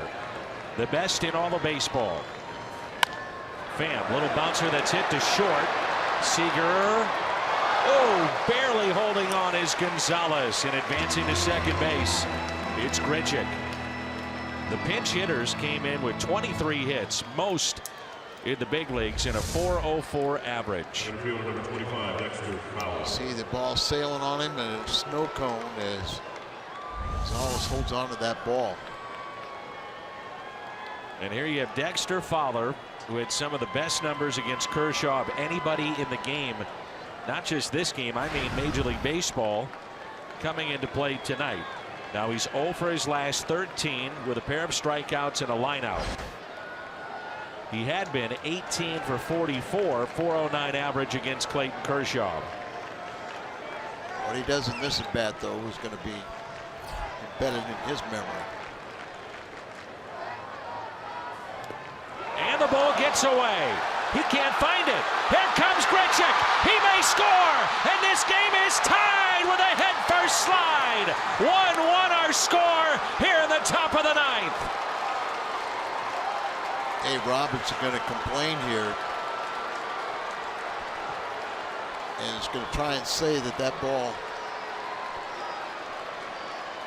that it should be just 1 base instead of 2 bases. But I don't see how that could happen. The Cardinals may have just tied it up on a wild pitch, of all things, from Kershaw, who has been ridiculous here tonight. A wild pitch, and then Grandal couldn't locate it and got all the way over towards the back screen, and Grichuk alertly went ahead and didn't break his stride and comes all the way home, tie the game. Get that secondary lead, takes off on the wild pitch.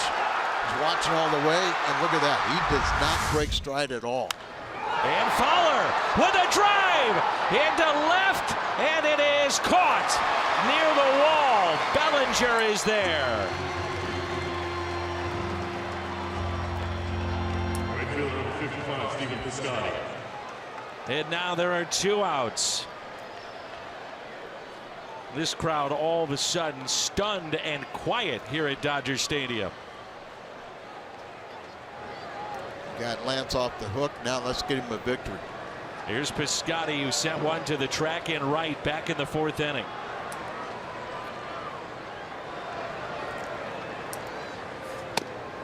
That tied him up, and it's a strike. So Kershaw with 102 pitches on the night. The Cardinals have tied it on a wild pitch, scoring Grichuk from second base. 0-2 the count.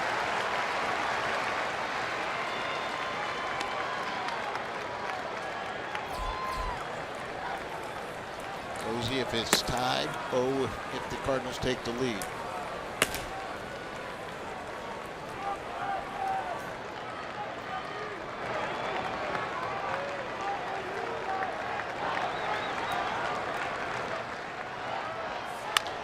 And a grounder that's hit left side into the shift.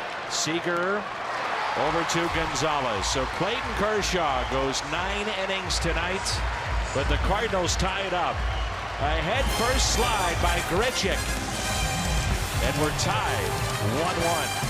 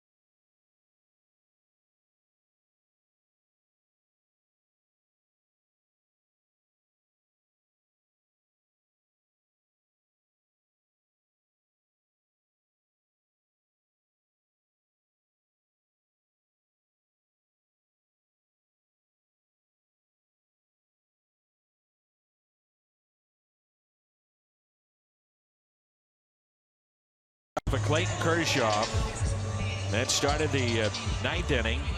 Moved to second on a ground out by Pham and scores all the way from second on a wild pitch. And now Trevor Rosenthal comes into the ballgame to pitch. It's our Chevy call to the pen. And here we are in the bottom of the ninth. It'll be Corey Seager, Yasmani Grandal, and Cody Bellinger. And what has been a fabulous baseball game tonight. Absolutely. It's tough to win on the road, going to extra innings. Well, during this 9-game winning streak for the Cardinals, a lot of it due to their offense, which we talked about, scoring a bunch of runs. But the bullpen, 1.82 and 8 of 9 in save opportunities.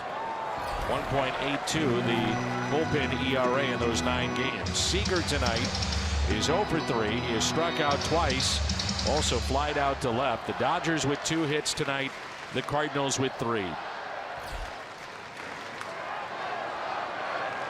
The 2-0. Moral victory, getting Lance Lynn off the hook. But now you got to go get the victory. You got to retire in this half, score next half, and then shut them down again. So inside, 3-1. Monday pitch arsenal, fastball that's been hitting triple digits on a regular basis, changeup, and the slider. all of his pitches are exceptional. Just be ahead of the count. 3-1 pitch. Slowly hit to the right side. Gloved by Jerko, and they get him by his step. Good concentration there by Jerko.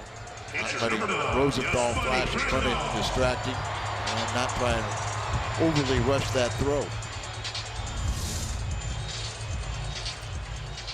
Topper right there, old glove. Jerko comes in and then makes the play. Here's Grandal, home run on the 3-2 pitch back in the first, a walk in the fourth, and also popped out in the fifth, or rather in the seventh. 1-1 our score. The first pitch is a strike. Pitch at 99 miles an hour. Rosenthal in 16 2/3 has allowed just 11 hits. The opposition has hit 186 against him this year.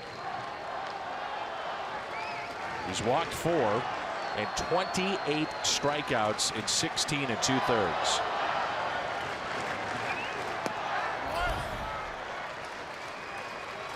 Lefties are batting 161 against him.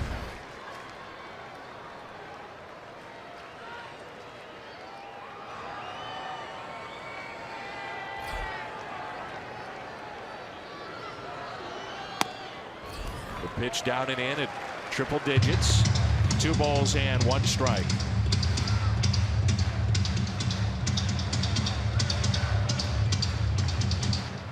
Sometimes works a little too fast. You can see him slow down the tempo right here to get back in the zone. Outfield is deep. They are straight away. 2 balls and 2 strikes.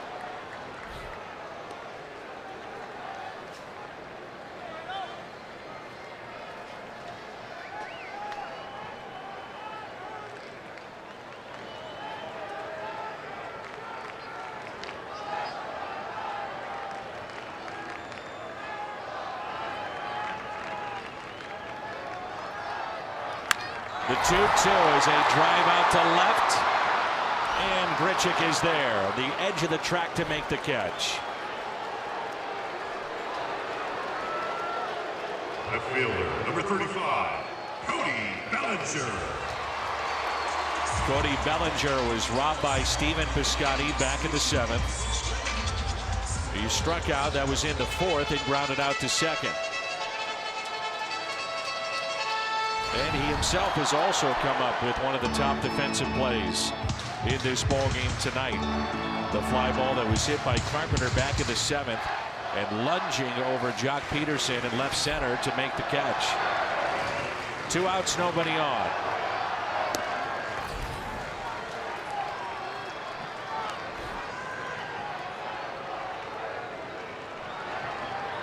Among relievers, Rosenthal is tied for 5th in strikeouts.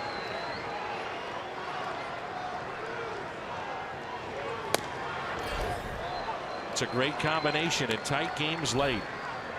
You have Rosenthal, 113 career saves, 5th all-time in Cardinals history, and then potentially gives way to Sumwano.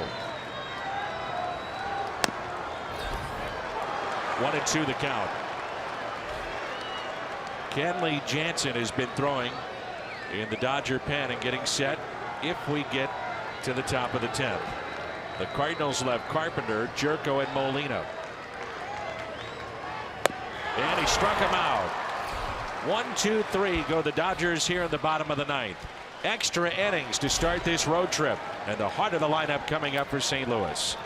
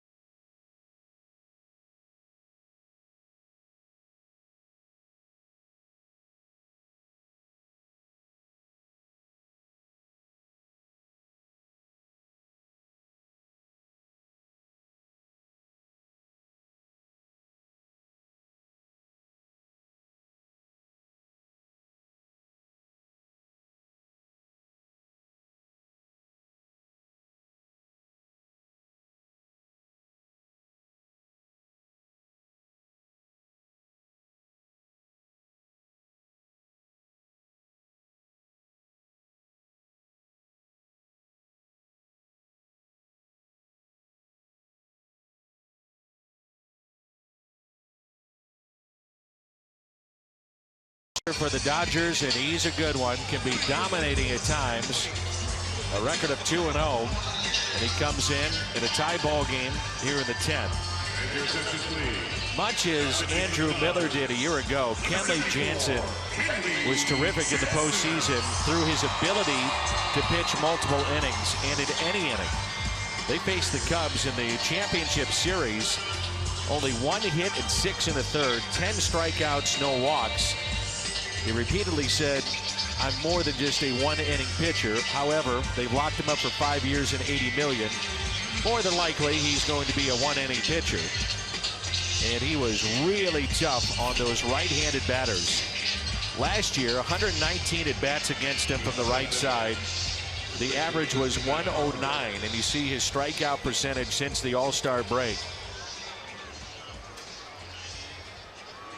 And right now he'll get Carpenter from the left side, then Jerko and Molina from the right side.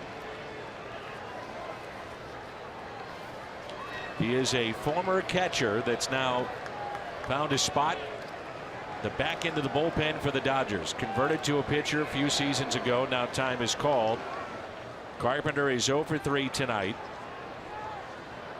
He walked back in the first, grounded out to second, and flied out to deep left center field.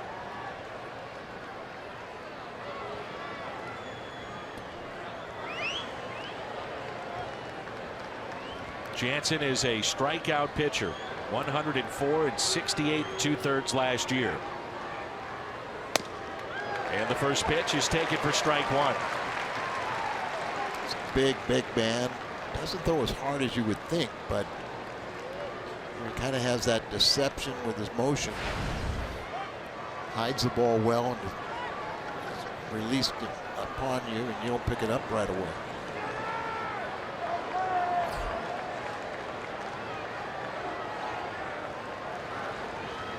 The Dodgers moved into this new ballpark in 1962.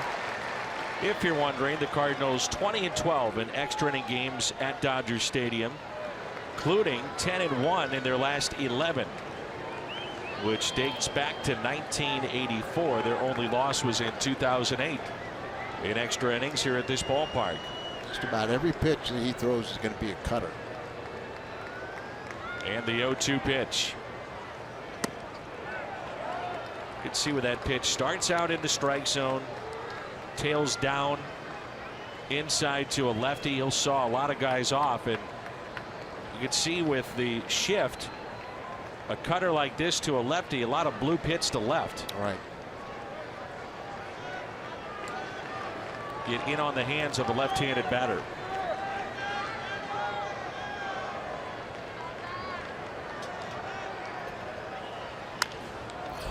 Out of play.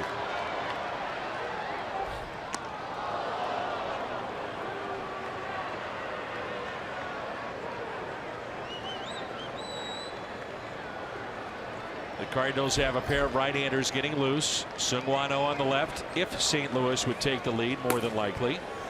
Bowman if this game is still tied.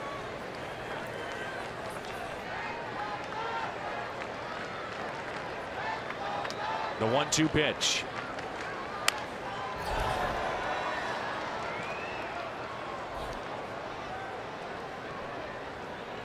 Really short arms it. You can see kind of throws it like a catcher. Hides the ball well. And he really doesn't have to break much at all to be effective.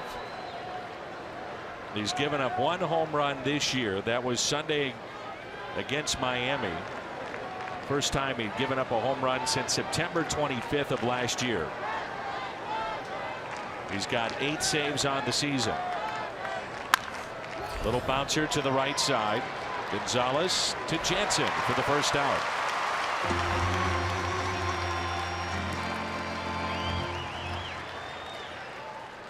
Second baseman number 3, Jed Jerko.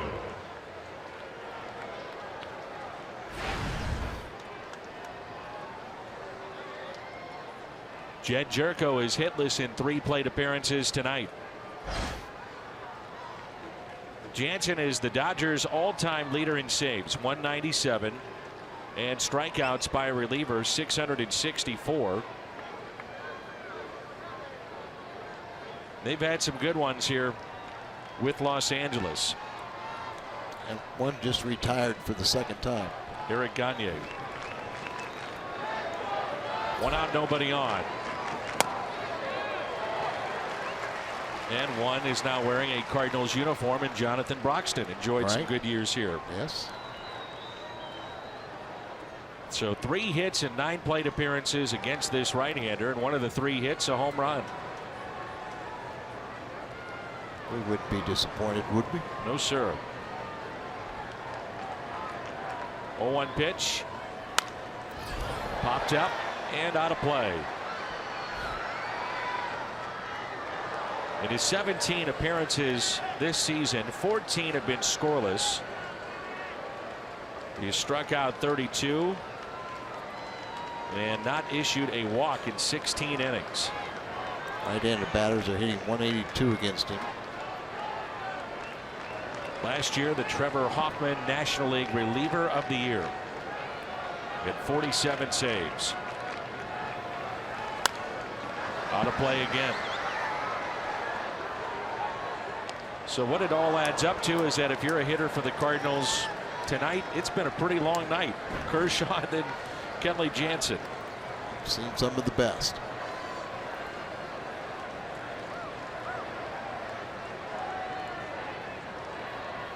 Kind of typical of these two franchises. And the 0-2.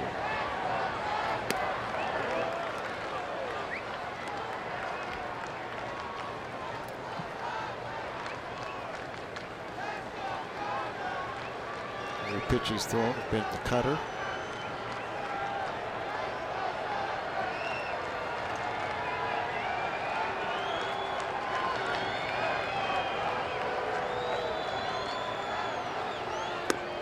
Gets him to wave at it and strikes out. So both clubs have struck out a total of 11 times in this game. First strikeout for Kenley Jansen. Real good example of that slider or cutter. Yeah. See the spin of the baseball. Those were sliders there. A little bit bigger movement than the cutter.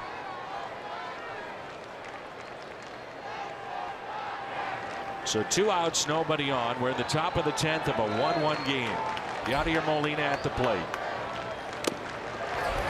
Molina singled to right center, back in the second, was caught stealing.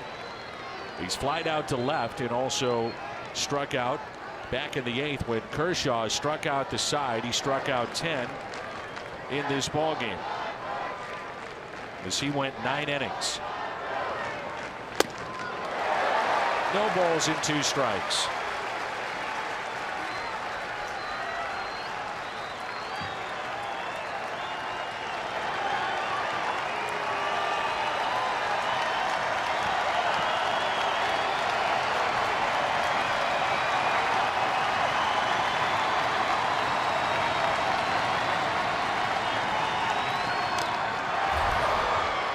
The Dodgers looking ahead to the bottom of the 10th. We'll have Adrian Gonzalez, Jock Peterson, and Chase Utley due up.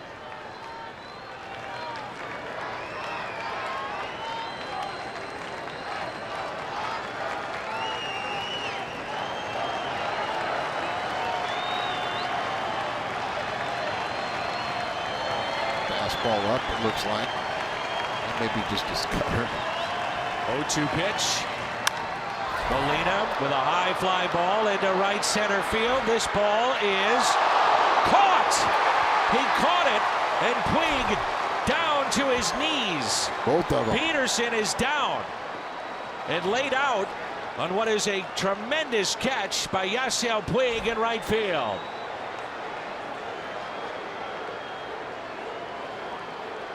No communication there because they're both going for the ball. Both of them really didn't realize anyone could take charge. Puig was on his feet as Peterson went down right away, but then Puig started feeling the pain after he showed he made the play.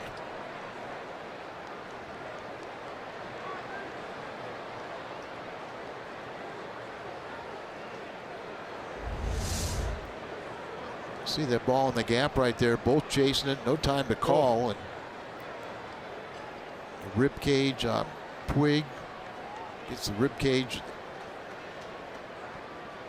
clothesline Peterson a little bit. And who knows if that ball gets down where Yadier Molina winds up. Peterson even hitting his head on the padding of the outfield wall in right center. And now he's up. The applause by the fans. Puig still down.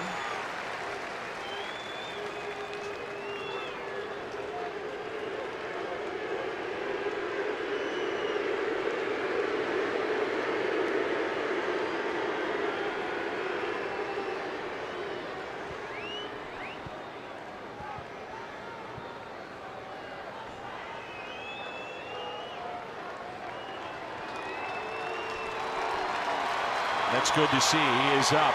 And a game-saving catch by Yasiel Puig. That will send us to the bottom of the 10th. What a ball game here at Dodger Stadium, 1-1.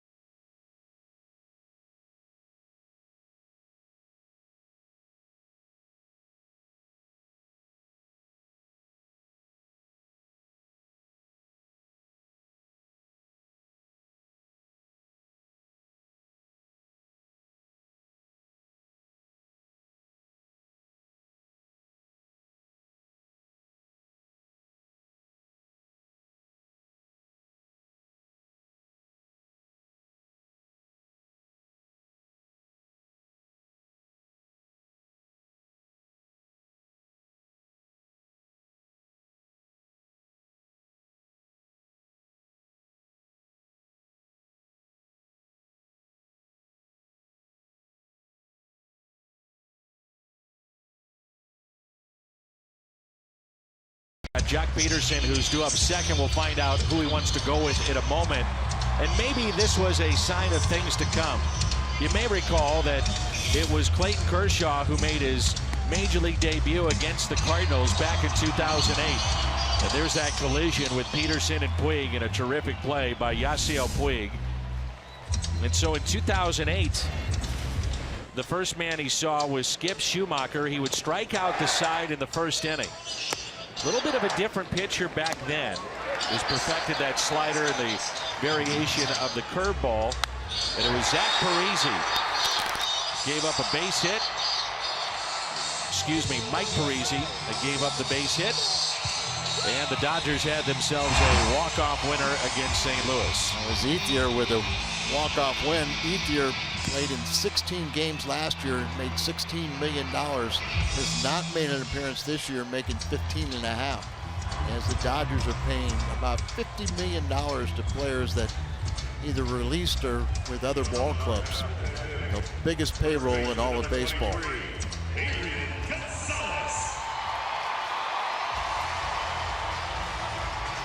Chris Taylor has moved to the on-deck circle, so he would pinch hit for Jock Peterson. But first things first, Matt Bowman, our Chevy, called to the pen, and he gets Adrian Gonzalez, who is 0 for 3 tonight. Grounded out to short, flied out to left, and also popped out to short. And the first pitch is taken for strike one. Adrian Gonzalez just recently came off the disabled list late last week. First time in his 14-year career he was on the DL, and only went on because they had Bellinger to replace him. And the 0-1 pitch. 1 ball and 1 strike. Just had numerous little nagging injuries. There you see Chris Taylor. Well, Gonzalez had never gone more than 35 at-bats to start a season without a home run. And he hits a fly ball out to left. Randall Grichuk is under it and makes the catch. Bowman in relief of Rosenthal. He had a scoreless 9th inning as he struck out 1 in a 1-2-3. Lance Lynn, magnificent here tonight for the Cardinals. 8 innings, 1 run on 2 hits, struck out 10, walked 2, and gave up a home run. I'll say that about anybody that towed the rubber today. Both sides.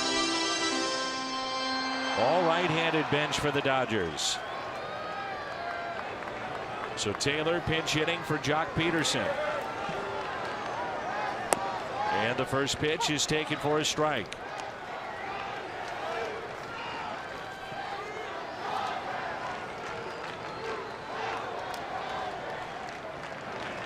Here in the month of May, he's been one of the hottest hitters for the Dodgers, batting .351. 13 runs, 4 doubles, 3 homers. He's driven in 11 this month. A lot of that damage was against left-handed pitchers. He's hit them in a 440 clip. And right now you're getting a look at least average-wise, the best pinch hitter in the major leagues. .571, his average. And it's 1 ball and 2 strikes. 4 RBIs as a pitcher, tied for 3rd in the big leagues. So he's been playing some 3rd. He was acquired by the Dodgers last June from Seattle. Good off-speed pitch and a strikeout for Matt Bowman. And quickly 2 outs here in the bottom of the 10th. Second baseman number 26. Bottom fall out of that pitch right there. Bowman done a real nice job his 2nd year in the big leagues. Last year a Rule 5 pick. It's Pedro Baez. Wears number 52 for the Dodgers. And looking ahead for the Cardinals, if we get to the 11th, Peralta, Diaz, and Grichuk for St. Louis. Good sign for LA as Yasiel Puig is at the on-deck circle after going to both knees and being struck, it looked like, on the side and in the ribs. May have just had the wind knocked out of him, but regardless, he's at the on-deck circle. You've had the wind knocked out of you, haven't you? Oh, yeah. Not a lot of fun. No, it's not. A few seconds, you know, you can recover quickly, but when you're gasping for air, it's not a comfortable feeling. That initial blow, you feel like you can't breathe. Right. And the harder you try, the worse it gets. Worse it gets. Chase Utley, a base hit to left, back in the 8th. He's 1 for 3. The Dodgers with a total of 2 hits tonight. Changeup floats away.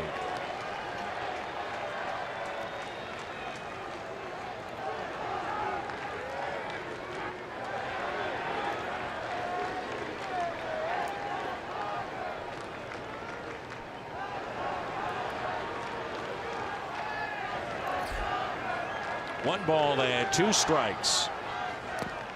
Change up in the dirt.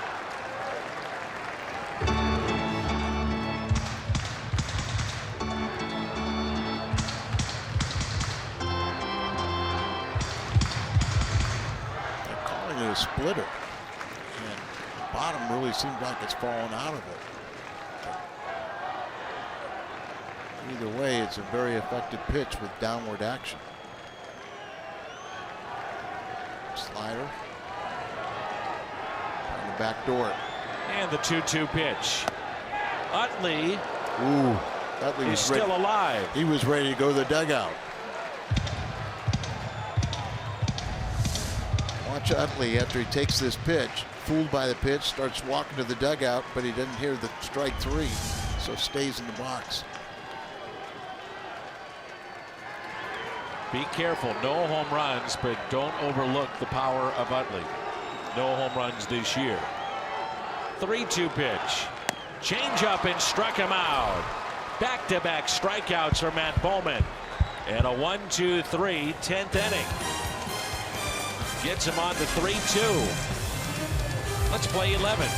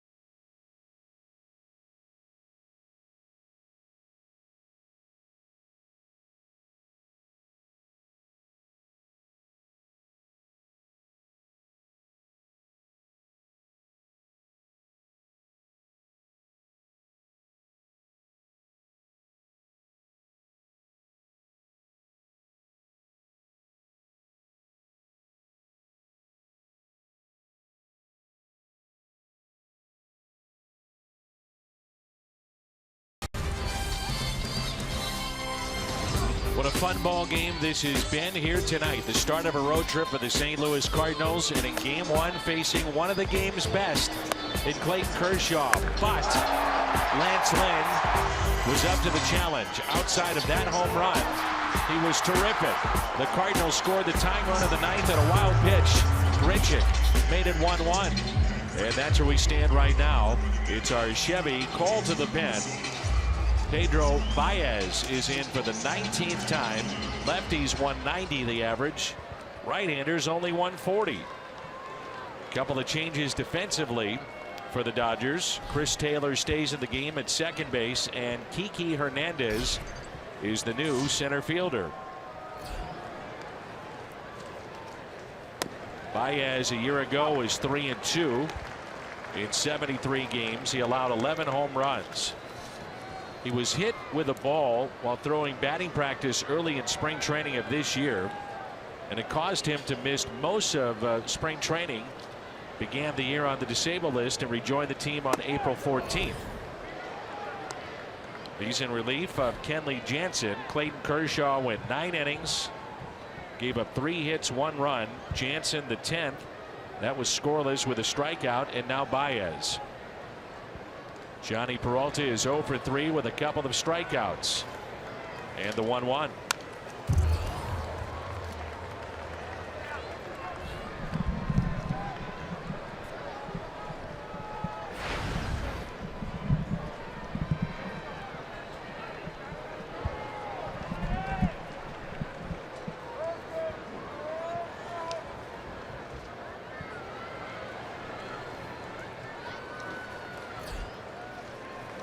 One ball and 2 strikes. And Peralta pops it foul and out of play. You weren't doing an old baseball trick on me there, were you? Hot foot? I can tell you. Turned on the heater. Somebody turned it on. But you get warm. I guess that's the non-traditional hot foot when you put on the heater in the middle of summer. Ooh. Got real It warm. works. A ball and 2 strikes on Johnny Peralta. Hit sharply to third. Forsythe has it, and there's one away. Well, it looked like he pulled up on that ball and stayed in the glove. So the Cardinals with a total of 3 hits. The Dodgers with 2. Who's going to make the big mistake to cost us the game? Diaz, a soft liner that he hit to second, doubled to left center, and struck out back in the 8th. The Cardinals collectively have struck out 11 times. The Dodgers 13. He's going to get a pitch on the inside part and hit it out. They're thinking the same thing, so they stay away with the first pitch for ball 1. I thought they wanted that pitch in, but it was away.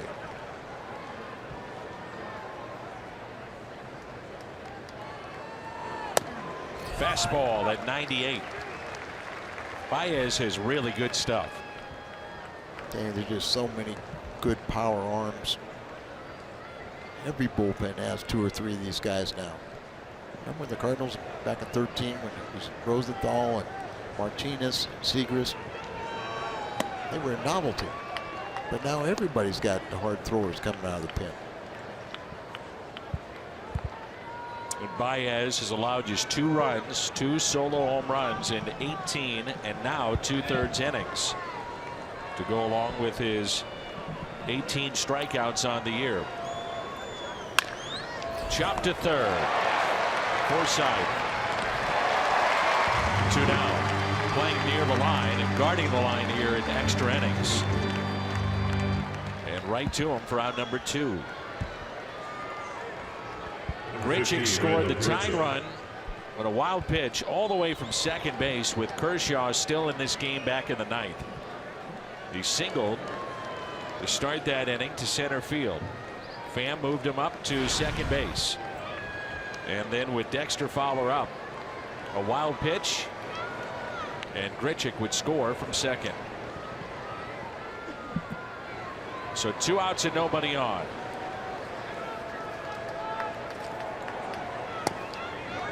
And there's strike 1. Last home run for Randall Grichuk was back on May 12th, and here's the tying run in the 9th inning. Great speed that he showed. Never broke stride, saw it all the way, got away from Crandall and couldn't locate it for a while. Came all the way home from second. An earned run against Kershaw.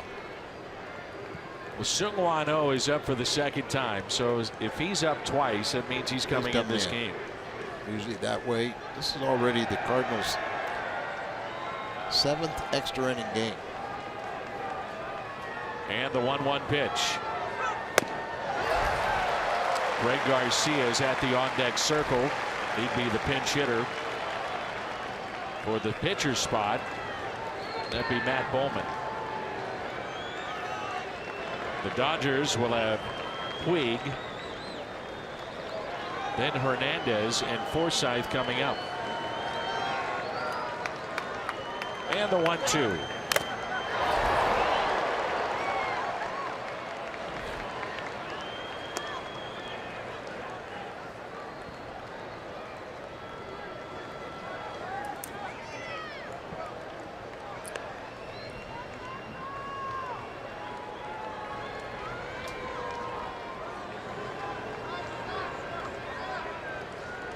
Outfield is deep. They are straight away.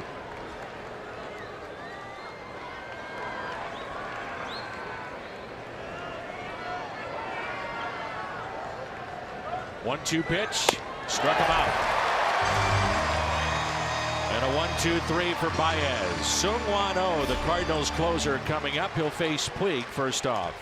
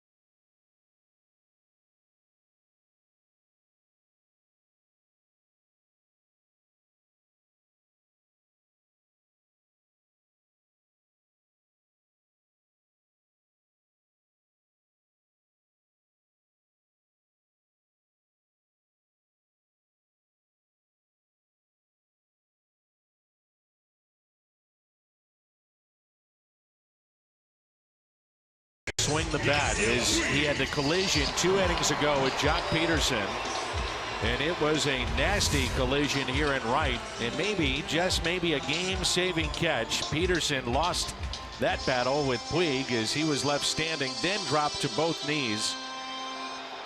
Took a little while for him to get up, but he said he was all right, still in this game. Give him credit for that. So Puig is up. He's 0 for 3. I was watching him at the on-deck circle. He's kind of swinging one-handed.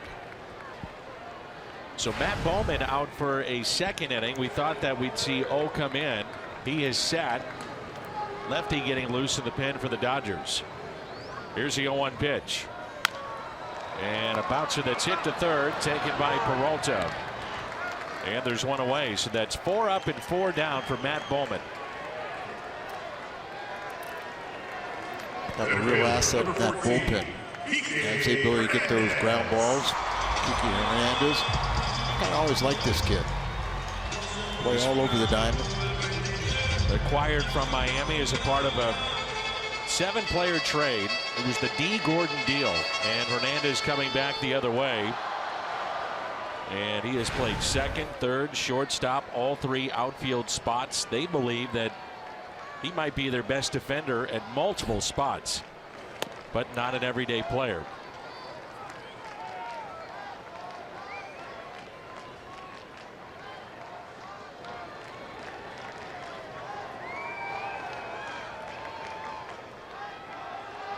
Thought was that he would be an everyday second baseman. That didn't work out.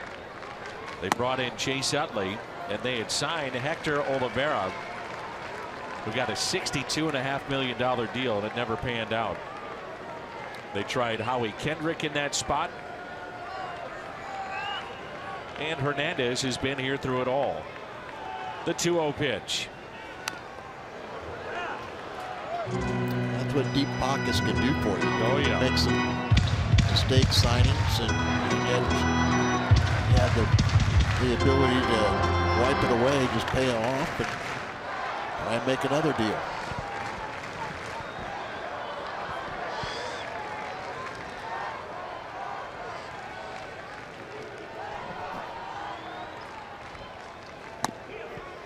Two and two the count.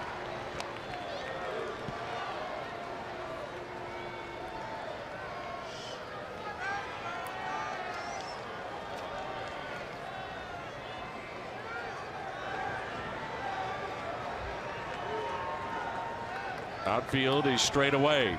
2-2 pitch. Just missed. Bowman in his second inning came on in the 10th in relief of Rosenthal. His scoreless ninth. Lance Lynn, the starter in this game, went 8 innings for the Cardinals. Sinker. And the 3-2 pitch. Struck him out. Sometimes when your pitch doesn't do what it's supposed to do, but it becomes more effective. It's supposed to be a sinker down, and it kind of backs up a little bit and runs up and in. So the Dodgers in this game have struck out a total of 14 times. Bowman has recorded 5 outs, 3 via the strikeout. And we're back to the top of the lineup. It's been a tough night for Logan Forsythe, who is 0 for 4 with 4 Ks. You know what 5 Ks is, don't you? 3 is a hat trick. 4 is the golden sombrero. 5 is a release. You sign your papers when you head in the dugout. Oh, huh? yeah. You're gone. You're gone. Here's a 1-0. To the backstop, 2 balls and no strikes. If we get to the 12th inning,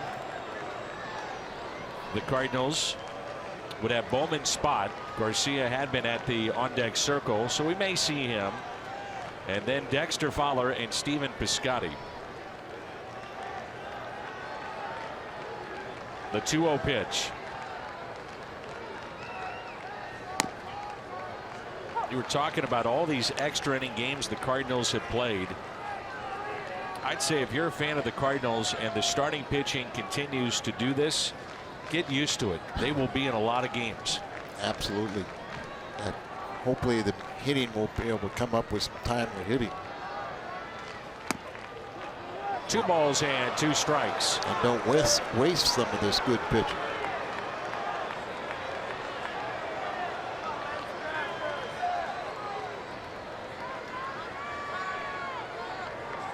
The Dodgers have 1 lefty in their pen, Luis Avilan, and he's been getting loose. The 2-2. Up and in. Bowman has been called upon a ton already this year. This will be pitch number 27 in his outing. Done a real nice job.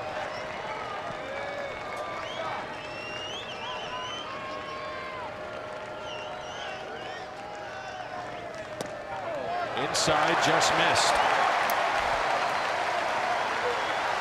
And the winning run is aboard.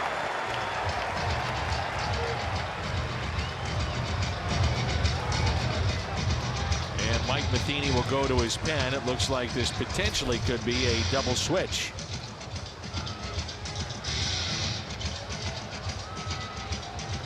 And Colt Wong. And Colt Wong.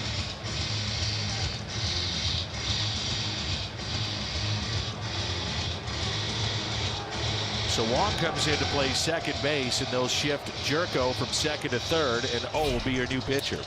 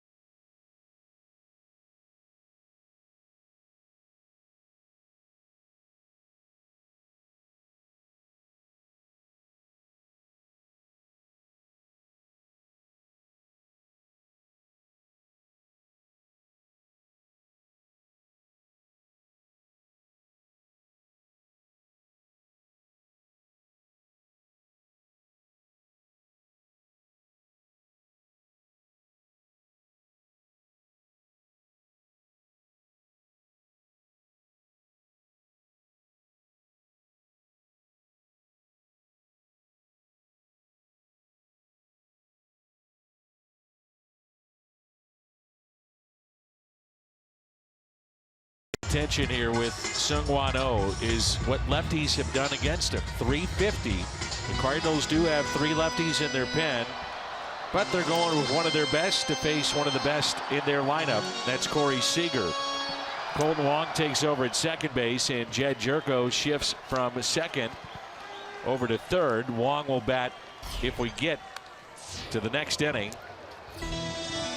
leading off. Not sure I agree with this one at all.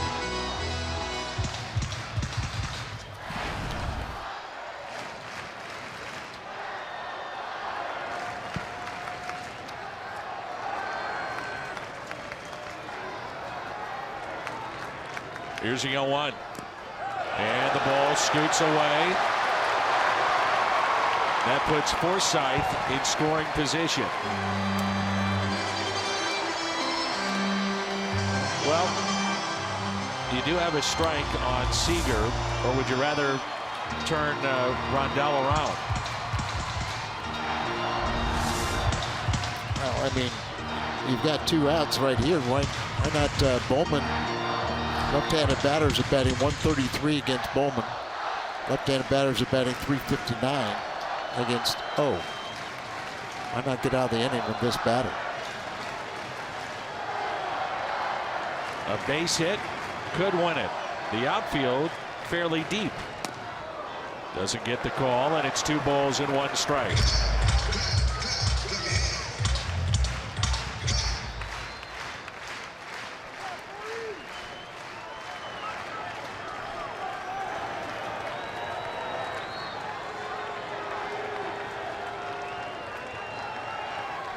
The 2-1 pitch.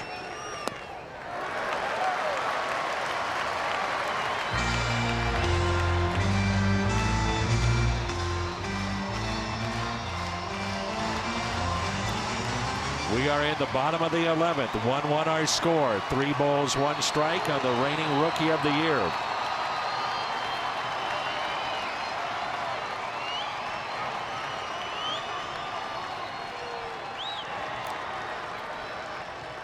The 3-1. Pick off to second. Hits the runner. Goes into shallow right.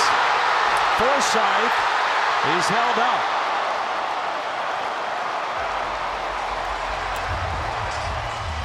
Runners at the corners. Wild pitch, pass ball. Could win the game for Los Angeles.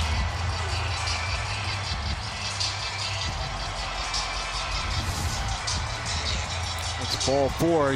Yanni tries to pick out the runner as he's going back. He hits him in the leg, deflects away from Wong, who was trying to back up the play, allows him to go over to third. Still 2 outs. You get the hitter out. We're going to continue to play in extra innings.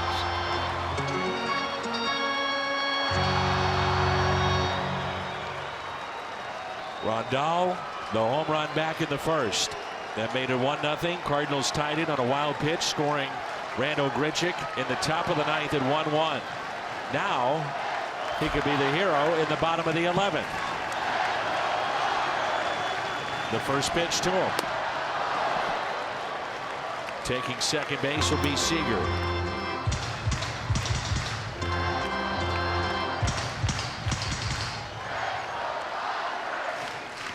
Rondal against right-handed pitching is hitting .351.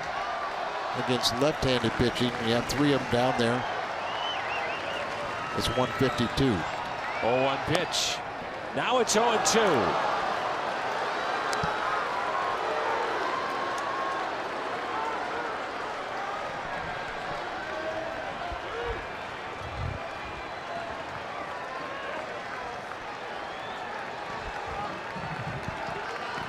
Gano put him away and send us to the 12th.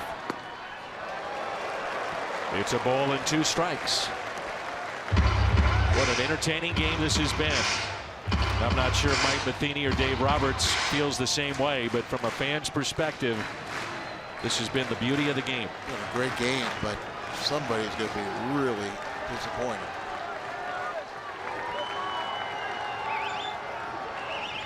Here's a 1-2 pitch. Swing and a miss. He struck him out. Yachty to first. Carpenter at the bag. And let's play 12. O gets the strikeout of Grandal. The Dodgers strand 2. They have left 5 on in this game. The reaction of Mike Matheny. Colt Long leads it off when we come back.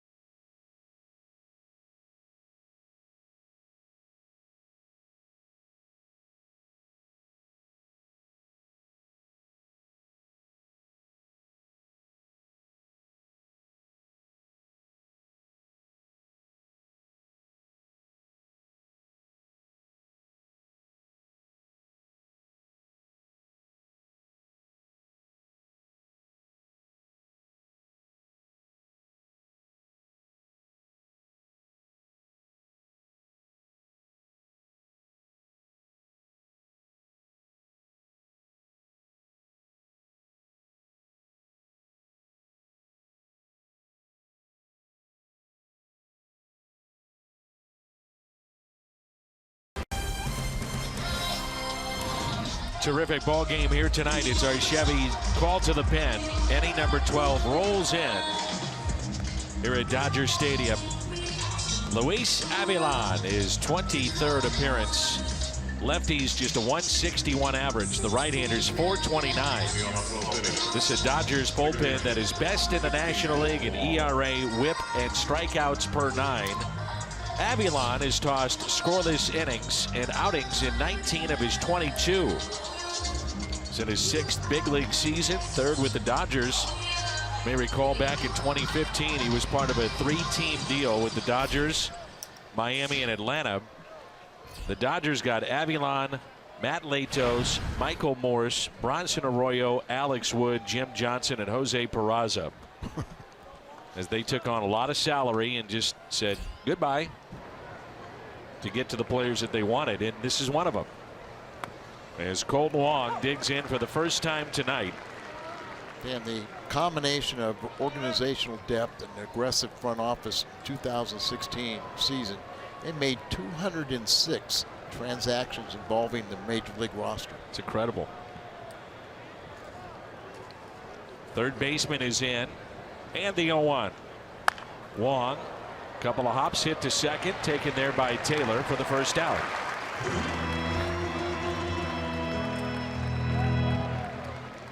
Avilan is the 4th pitcher used. And even though you're in inning number 12, both sides feel very good where they're at with their bullpens because of the starters. Clayton Kershaw, 9 innings tonight. Jansen, a scoreless 10th. Baez, the 11th. And now here in the 12th, Avilan. Dexter Fowler will be the hitter.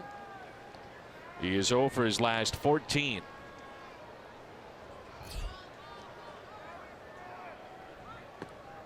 And the first pitch is taken for a ball. This left-hander is the only one in the pen for the Dodgers.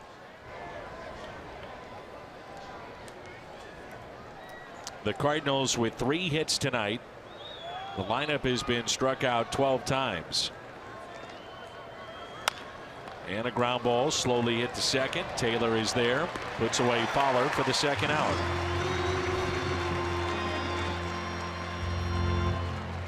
In the 12th, the Dodgers will have Bellinger, Gonzalez, and Taylor coming up. Here's Piscotty, who is 0 for 4 on the night. Couple of ground outs, fly deep to the wall in right, to the track I should say, near the wall in right, and struck out in the 7th.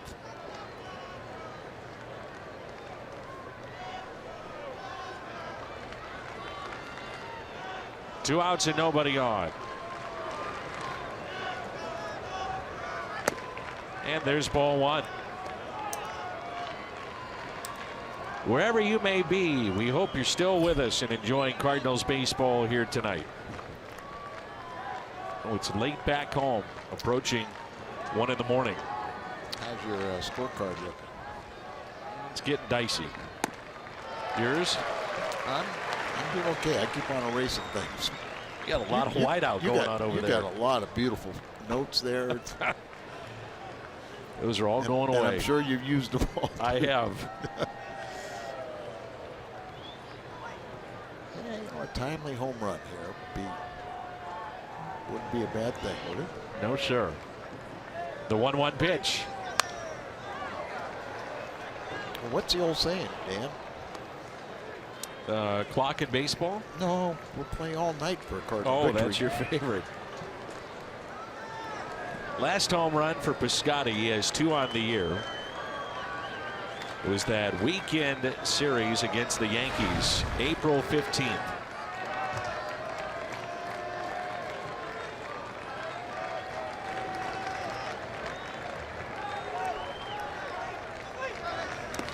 In the dirt.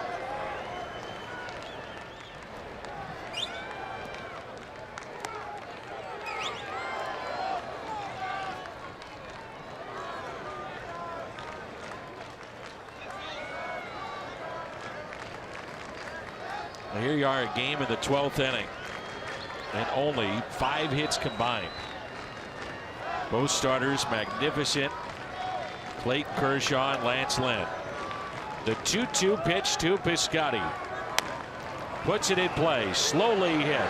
Forsythe, bare hands, and it's offline. And the Cardinals have a life. They also have their first base hit since the 9th inning. It's an infield hit for Piscotty. The 4th hit of the day, and saw Gonzalez with his veteran move Trying to barehanded here. It's wide, so vacate the bag. Don't try and stay out there and make a stretch. Get off the bag. Keep it from going down the right field line. Keep the runner at first base. Matt Carpenter is 0 for 4 tonight. Cardinals 3 hits. It was a base hit by Yadier Molina in the second. A double by Diaz in the 6th. Single by Grichuk. Those are the 3 hits through 9. And now their 4th hit by Piscotty.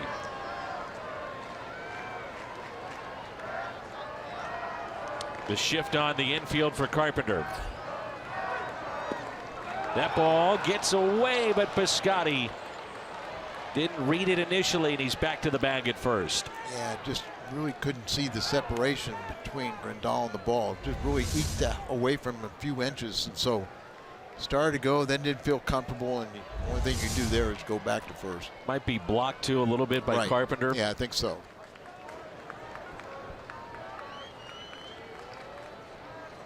Never left the dirt area either, so.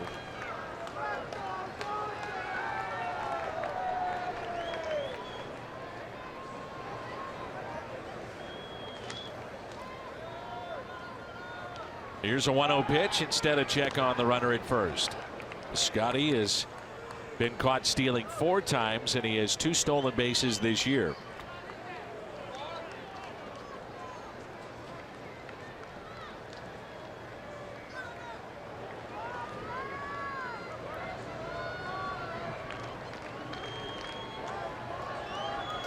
And the 1-0 pitch to Carpenter. 1 ball and 1 strike. Carpenter with 9 home runs, 27 RBIs.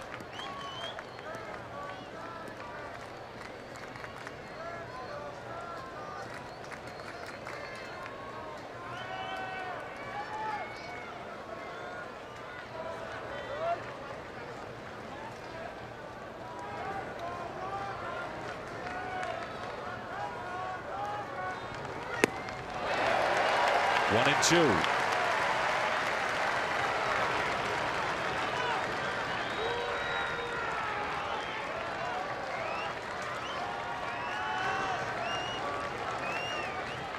Bottom of the 12th will feature Bellinger, Gonzalez, and Taylor. Carpenter trying to give the Cardinals a lead before we get there.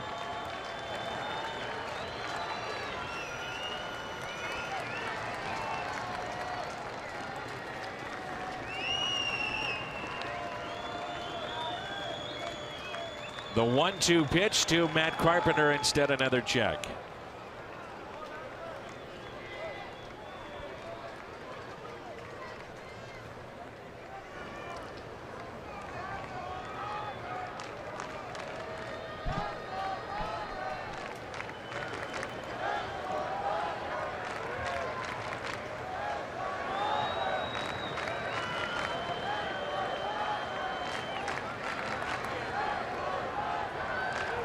Inside.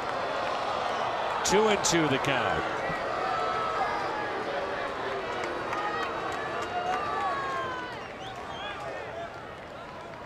See Puig in right field after that collision. He continues to stretch between pitches. Bending over, arms above his head, trying to stay loose.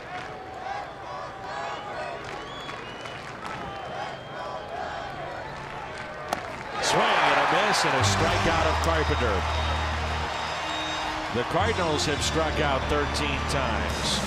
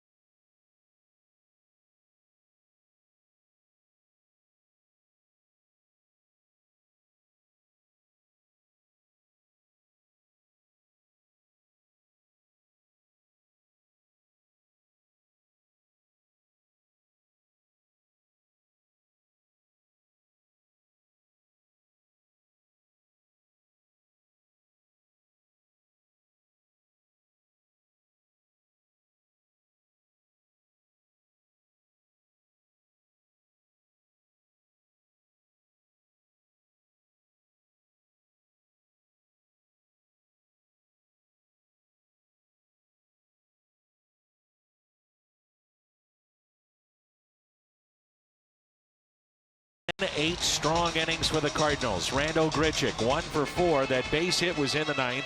He scored from second on a wild pitch. Clayton Kershaw 9 innings, 3 hits. And now it's Seung-Hwan Oh. Bellinger at the plate. And he looks at ball 1, and we're underway here in the home half of the 12th. Bellinger is 0 for 4. Couple of strikeouts. The Dodgers in this game have struck out 15 times. Bellinger has that 9 home runs, 24 RBIs, and missed the first 3 weeks of the season. And the 1-1 pitch. It's now 1-2. Oh, got the final out in the 11th inning. Walked a man, struck out Rendall to send it to the 12th. Got him to wave at it. That's 16 strikeouts of Dodger hitters. First baseman number 23. First inning, how did we get here? Yasmani Grandal on a 3-2 pitch. One of the only mistakes of the night for Lance Lynn. That made it 1-0. 9th inning. With a runner at second, that's Randall Grichuk. Fowler at the plate, a wild pitch. He would score all the way from second base. And the Cardinals tied it at 1-1. And that's where we stand right now. Here's Adrian Gonzalez. They both look like tired teams right now. Both had the off day yesterday, but a lot of strikeouts as the pitchers have dominated in this game. Here's the 0-1. This is already the 3rd game that Cardinal pitching has recorded 16 or more strikeouts. Here's a 1-1 pitch to Gonzalez. 1-2.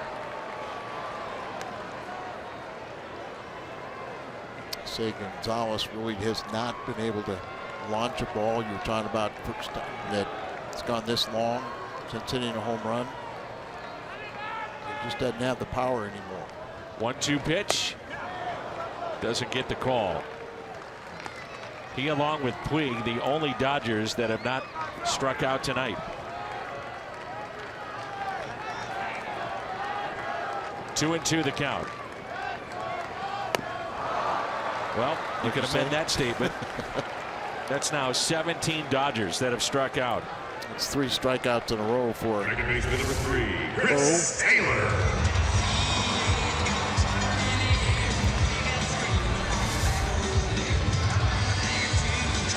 He can't pitch much better than what he did here tonight. No, I mean, it was masterful, and once again, Lance Lynn was matching pitch for pitch.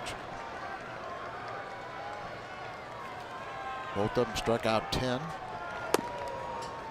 Taylor came into the ball game back in the 10th inning. He's 0 for 1 tonight. He struck out.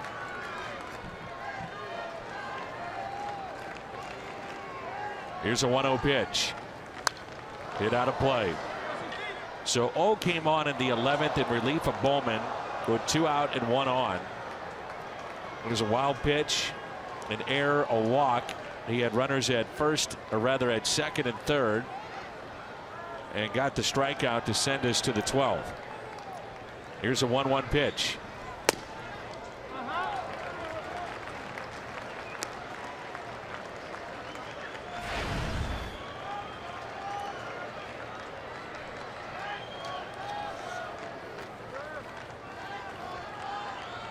Two balls and a strike. 2-2.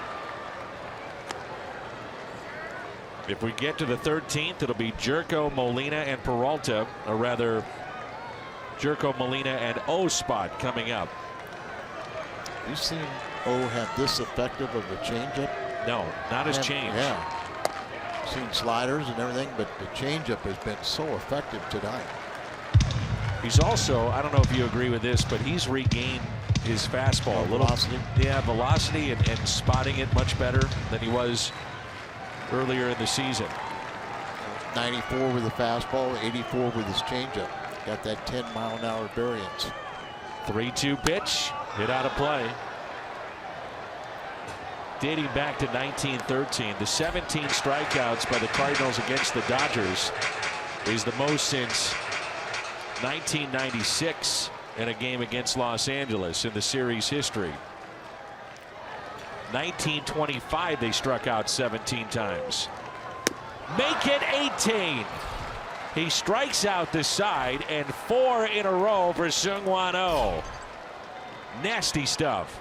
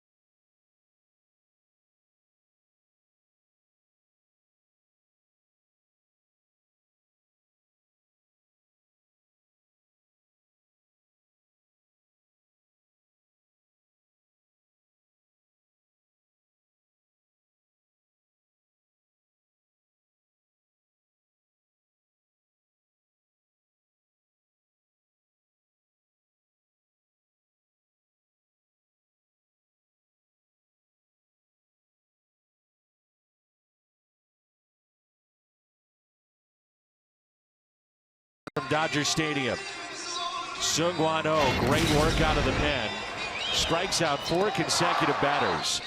The Cardinals now have struck out 18 Dodgers in this game. They've never had a 20 strikeout game dating back to 1913. 3 times they've had 19 strikeout games, the last being last year against Milwaukee in late August. They did it in 2012. And they also did it in 1969. One of those 3 games was extra innings. And so here we are in the 13th, and the new pitcher is Josh Fields. And the batter will be Jed Jerko, followed by Molina and then O-Spot.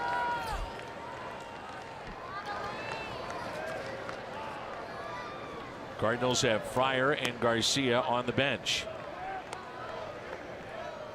Fields is the 5th pitcher used by Dave Roberts.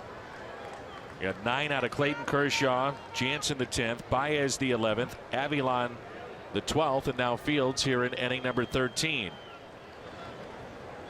244 the right-handed batters, 154 lefties.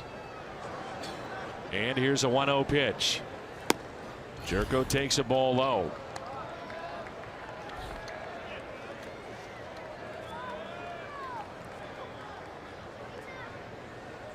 Just 6 hits total as we play here in the 13th. 4 for the Cardinals, 2 for the Dodgers. The Cardinals have stranded a total of 2 in this game. Dodgers stranded 5. Ooh, good rip. Jerko was trying to put the Cardinals on top with 1 swing. Yep. At bats per home run in his career.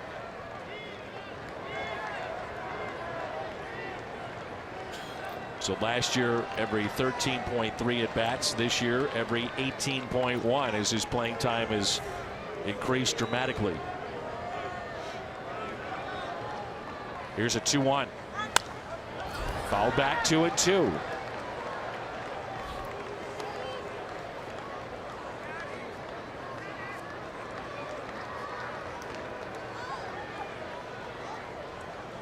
Well, 6 of his 7 home runs have come in the 6th inning or later. it is later than the 6th inning. So it's home run time for Jerko. You wouldn't be adverse to. No. Okay. No. Just check. I'm ready whenever you are. Been ready. The 2-2 is a high fly ball lifted down the right field line. And that's out of play. Cardinals have Jonathan Broxton getting loose in the Cardinal pen. No activity for the Dodgers. Let me ask you this. If Jerko would hit a home run, would you even entertain the Yes. thought of coming back out then? Yes. Yeah, I'm with you. I would. But the problem is as we saw him walk down the dugout and then down to the clubhouse, they've already told him he's over. Once you do that, you can't restart the engine. 2-2. Did not go. Well, let's see if he gets a pitch to hit here on 3-2. Jerko with 7 home runs. He's driven in 18. He struck out twice tonight, popped out to second, and grounded out to first. Up the middle, gloved, throw, and out. Corey Seager with a nice play to his left. Just thought it was going to eke on through, and he stopped it, and then just gets him by a hair at first base bag. Brings in Yachty, who's 1 for 4. Bounce it up the middle, but Seager gets there. Good throw on the run.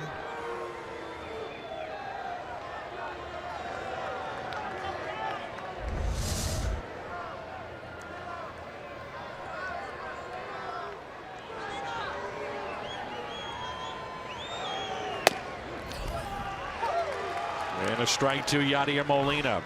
Now he did extend his hitting streak tonight to 12 games. And a base hit the first time up. That was caught stealing. 0-1 pitch. 0-2. After the next commercial break, the studio will take it, and they've got big news with Big City, who's already homered tonight. They had a long rain delay in their ball game, the Atlanta Braves, and they'll get you updated coming up after the commercial break. I know they beat Pittsburgh tonight, 6-5. Here's an 0-2.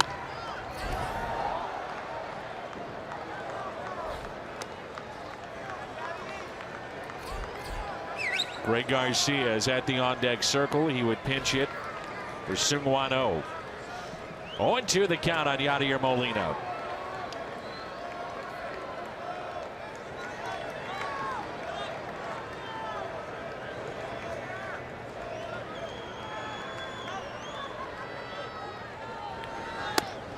Up and in. Did not go. It's been a long night for Pat Hoiberg, the home plate umpire. By our estimation, not to put words in your mouth, but we think he's done a nice job. Absolutely. You know, he's had a fair strike zone. I would say it's been a little bit generous, but not ridiculous. You know, and he's called the corners.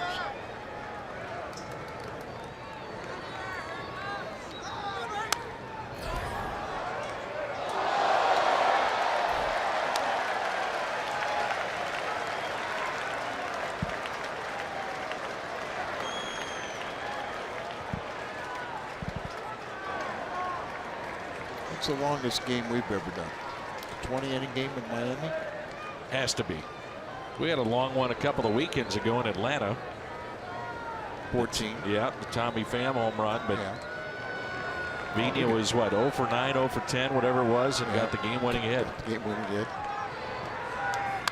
The frustrating thing about that one was is every inning there was multiple chances.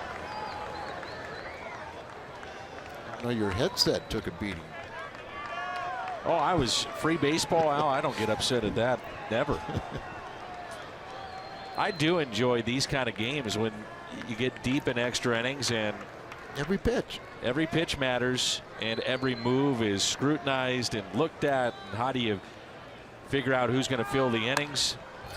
Who can pinch hit? Who's still available? Do you go to your position player maybe to throw an inning if you get to the 20th?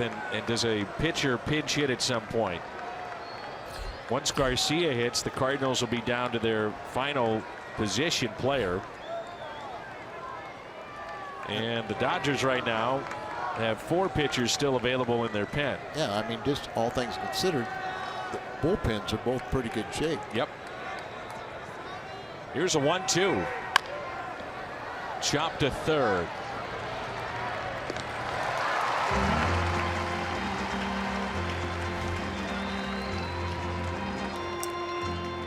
Greg Garcia had that dramatic pinch hit home run a year ago off of Pedro Strop in the Cubs, and now he'll come off the bench here in the 13th. Fields has allowed 1 home run this year, and it was to a left-handed batter. So trying to get those positive vibes going.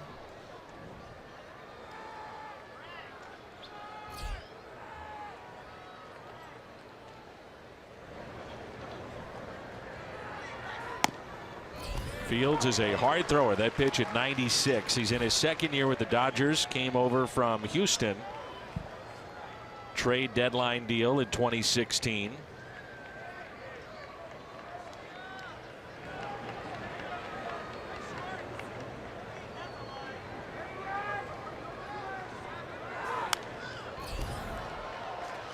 Second round pick by the Braves in 2007.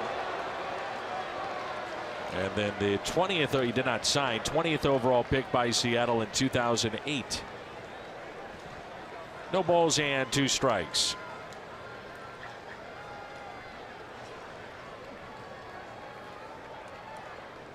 Dodgers will have Field spot, then Puig and Hernandez coming up in the bottom of the 13th. Garcia strikes out. We're tied. It's 1-1.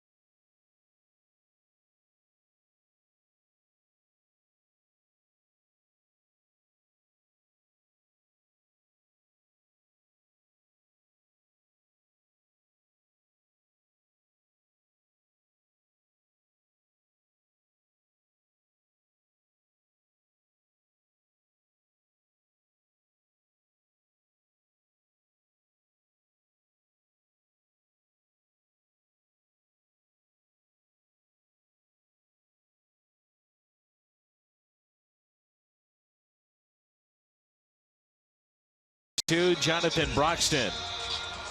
longtime closer here in Los Angeles. Lefties are hitting .500 against him. That's of concern. The righties .290. And the first batter will be Austin Barnes. Lefties are 9 for 18 off of Jonathan Broxton. A couple of right-handers here to start. So you have Barnes here. They have Franklin Gutierrez and Brett Eibner left on their bench. And the 1-0 pitch by Jonathan is taken high. 2 balls and no strikes. We're in the bottom of the 13th of a 1-1 game. Really not many chances for either side. Great starting performances from each side also. The 2-0 pitch. 2 balls and 1 strike.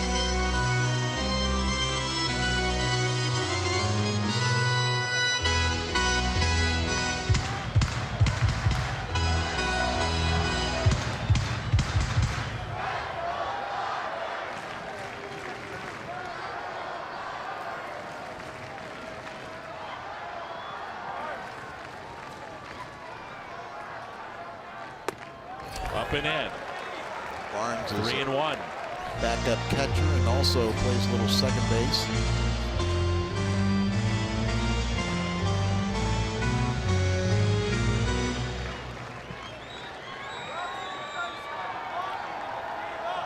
Can't walk anybody here.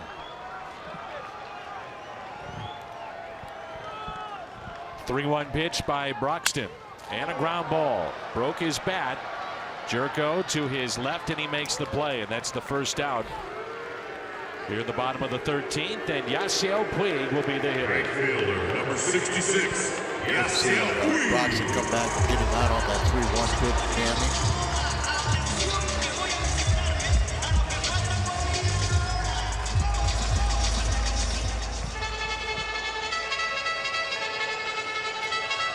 So available on the bench, Eric Fryer, Sokolovich, and 3 lefties available for the Cardinals. Isn't that something? You've played 13 innings and haven't gone to one of your 3 relievers in your pen? Lefties. That's odd. Of the left-handed And relievers. remember you started out with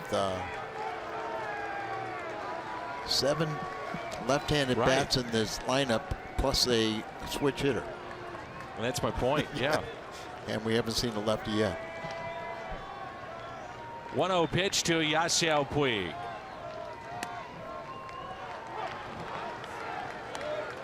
It started with Lance Lynn, 8 innings. Rosenthal the 9th, Bowman the 10th. Recorded 1 out in the 11th, struck out the side in the 12th, and now Broxton here in inning number 13. The 1-1 pitch. He did go 1-2.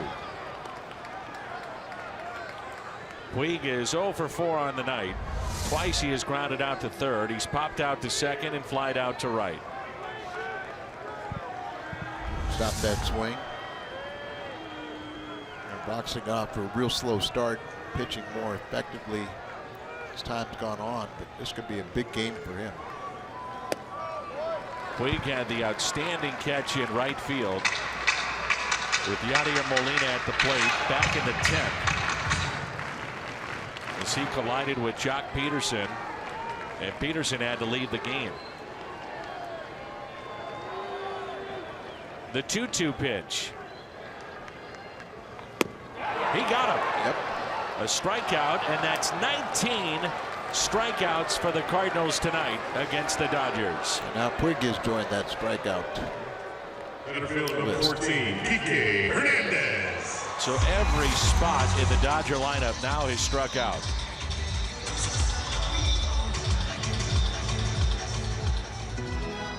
Here's Kike Hernandez. He struck out back in the 11th. It's 19, huh? 19. 2 outs, nobody on, and Hernandez a big swing and a miss.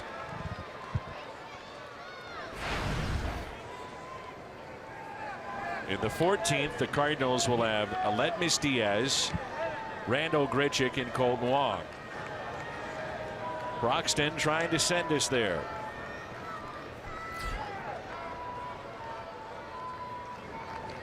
It's been a good slider, a little tighter here tonight.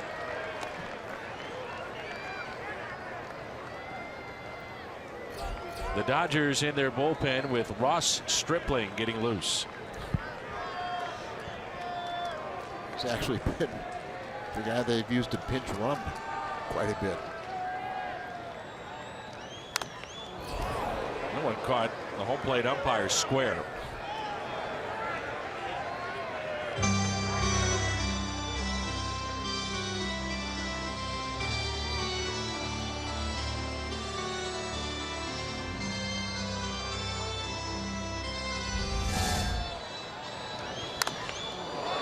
Square in the mass.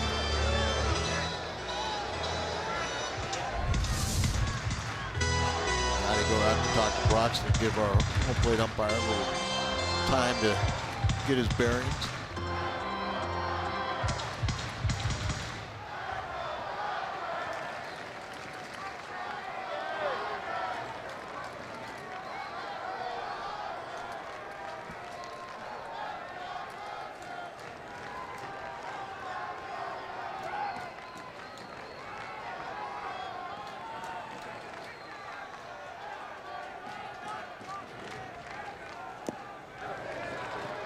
Just a quick pitch that time by Broxton. 2-2. At his age, you try and do anything you can. Did that a couple of times during the homestand too. Thing you can get away with.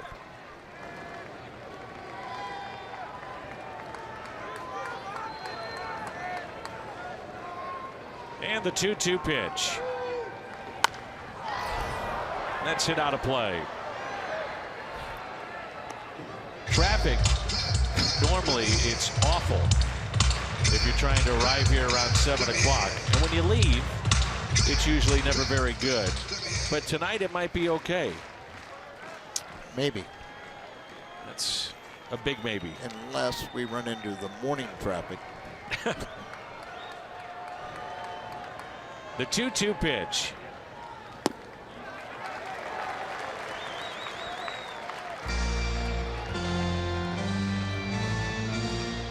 Should be pitch number 17 of the inning for Jonathan Broxton. Once again, you can't walk a batter 8 in a game like this. Forsythe is on deck. And the 3-2 pitch. He walked him.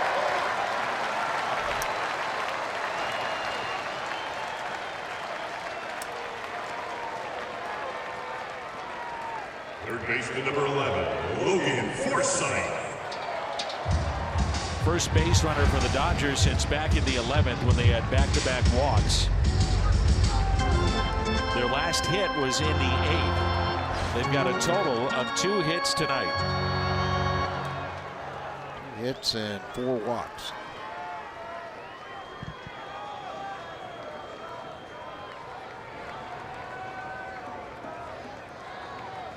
So 2 outs and a runner at first.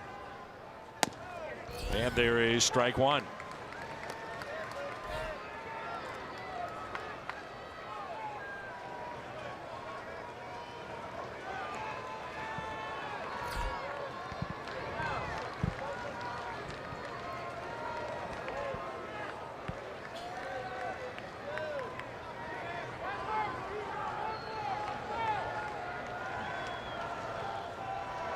A 1 pitch by Broxton. 5 walks.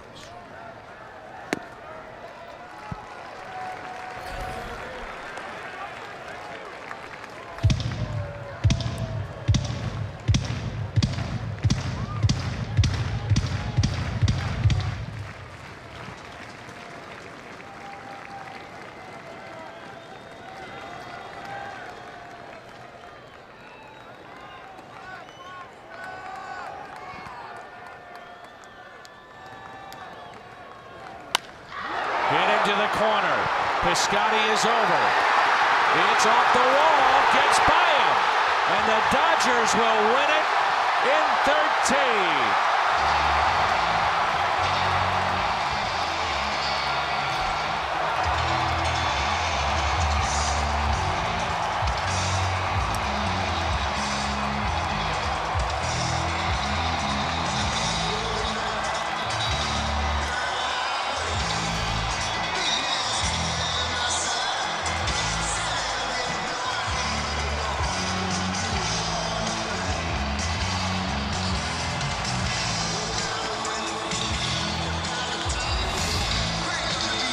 Walk comes back to carry the ball into the corner. It gets by Piscotty. Probably wouldn't have made any difference either way. And Forsythe, who came off the disabled list today, struck out the first 4 times he came to the plate. Gets the game-winning RBI. The Dodgers in 13 innings, a total of 3 hits, and they win the game 2-1. As tough and frustrating a loss the Cardinals have had this year. 2-1, the final post-game show is next.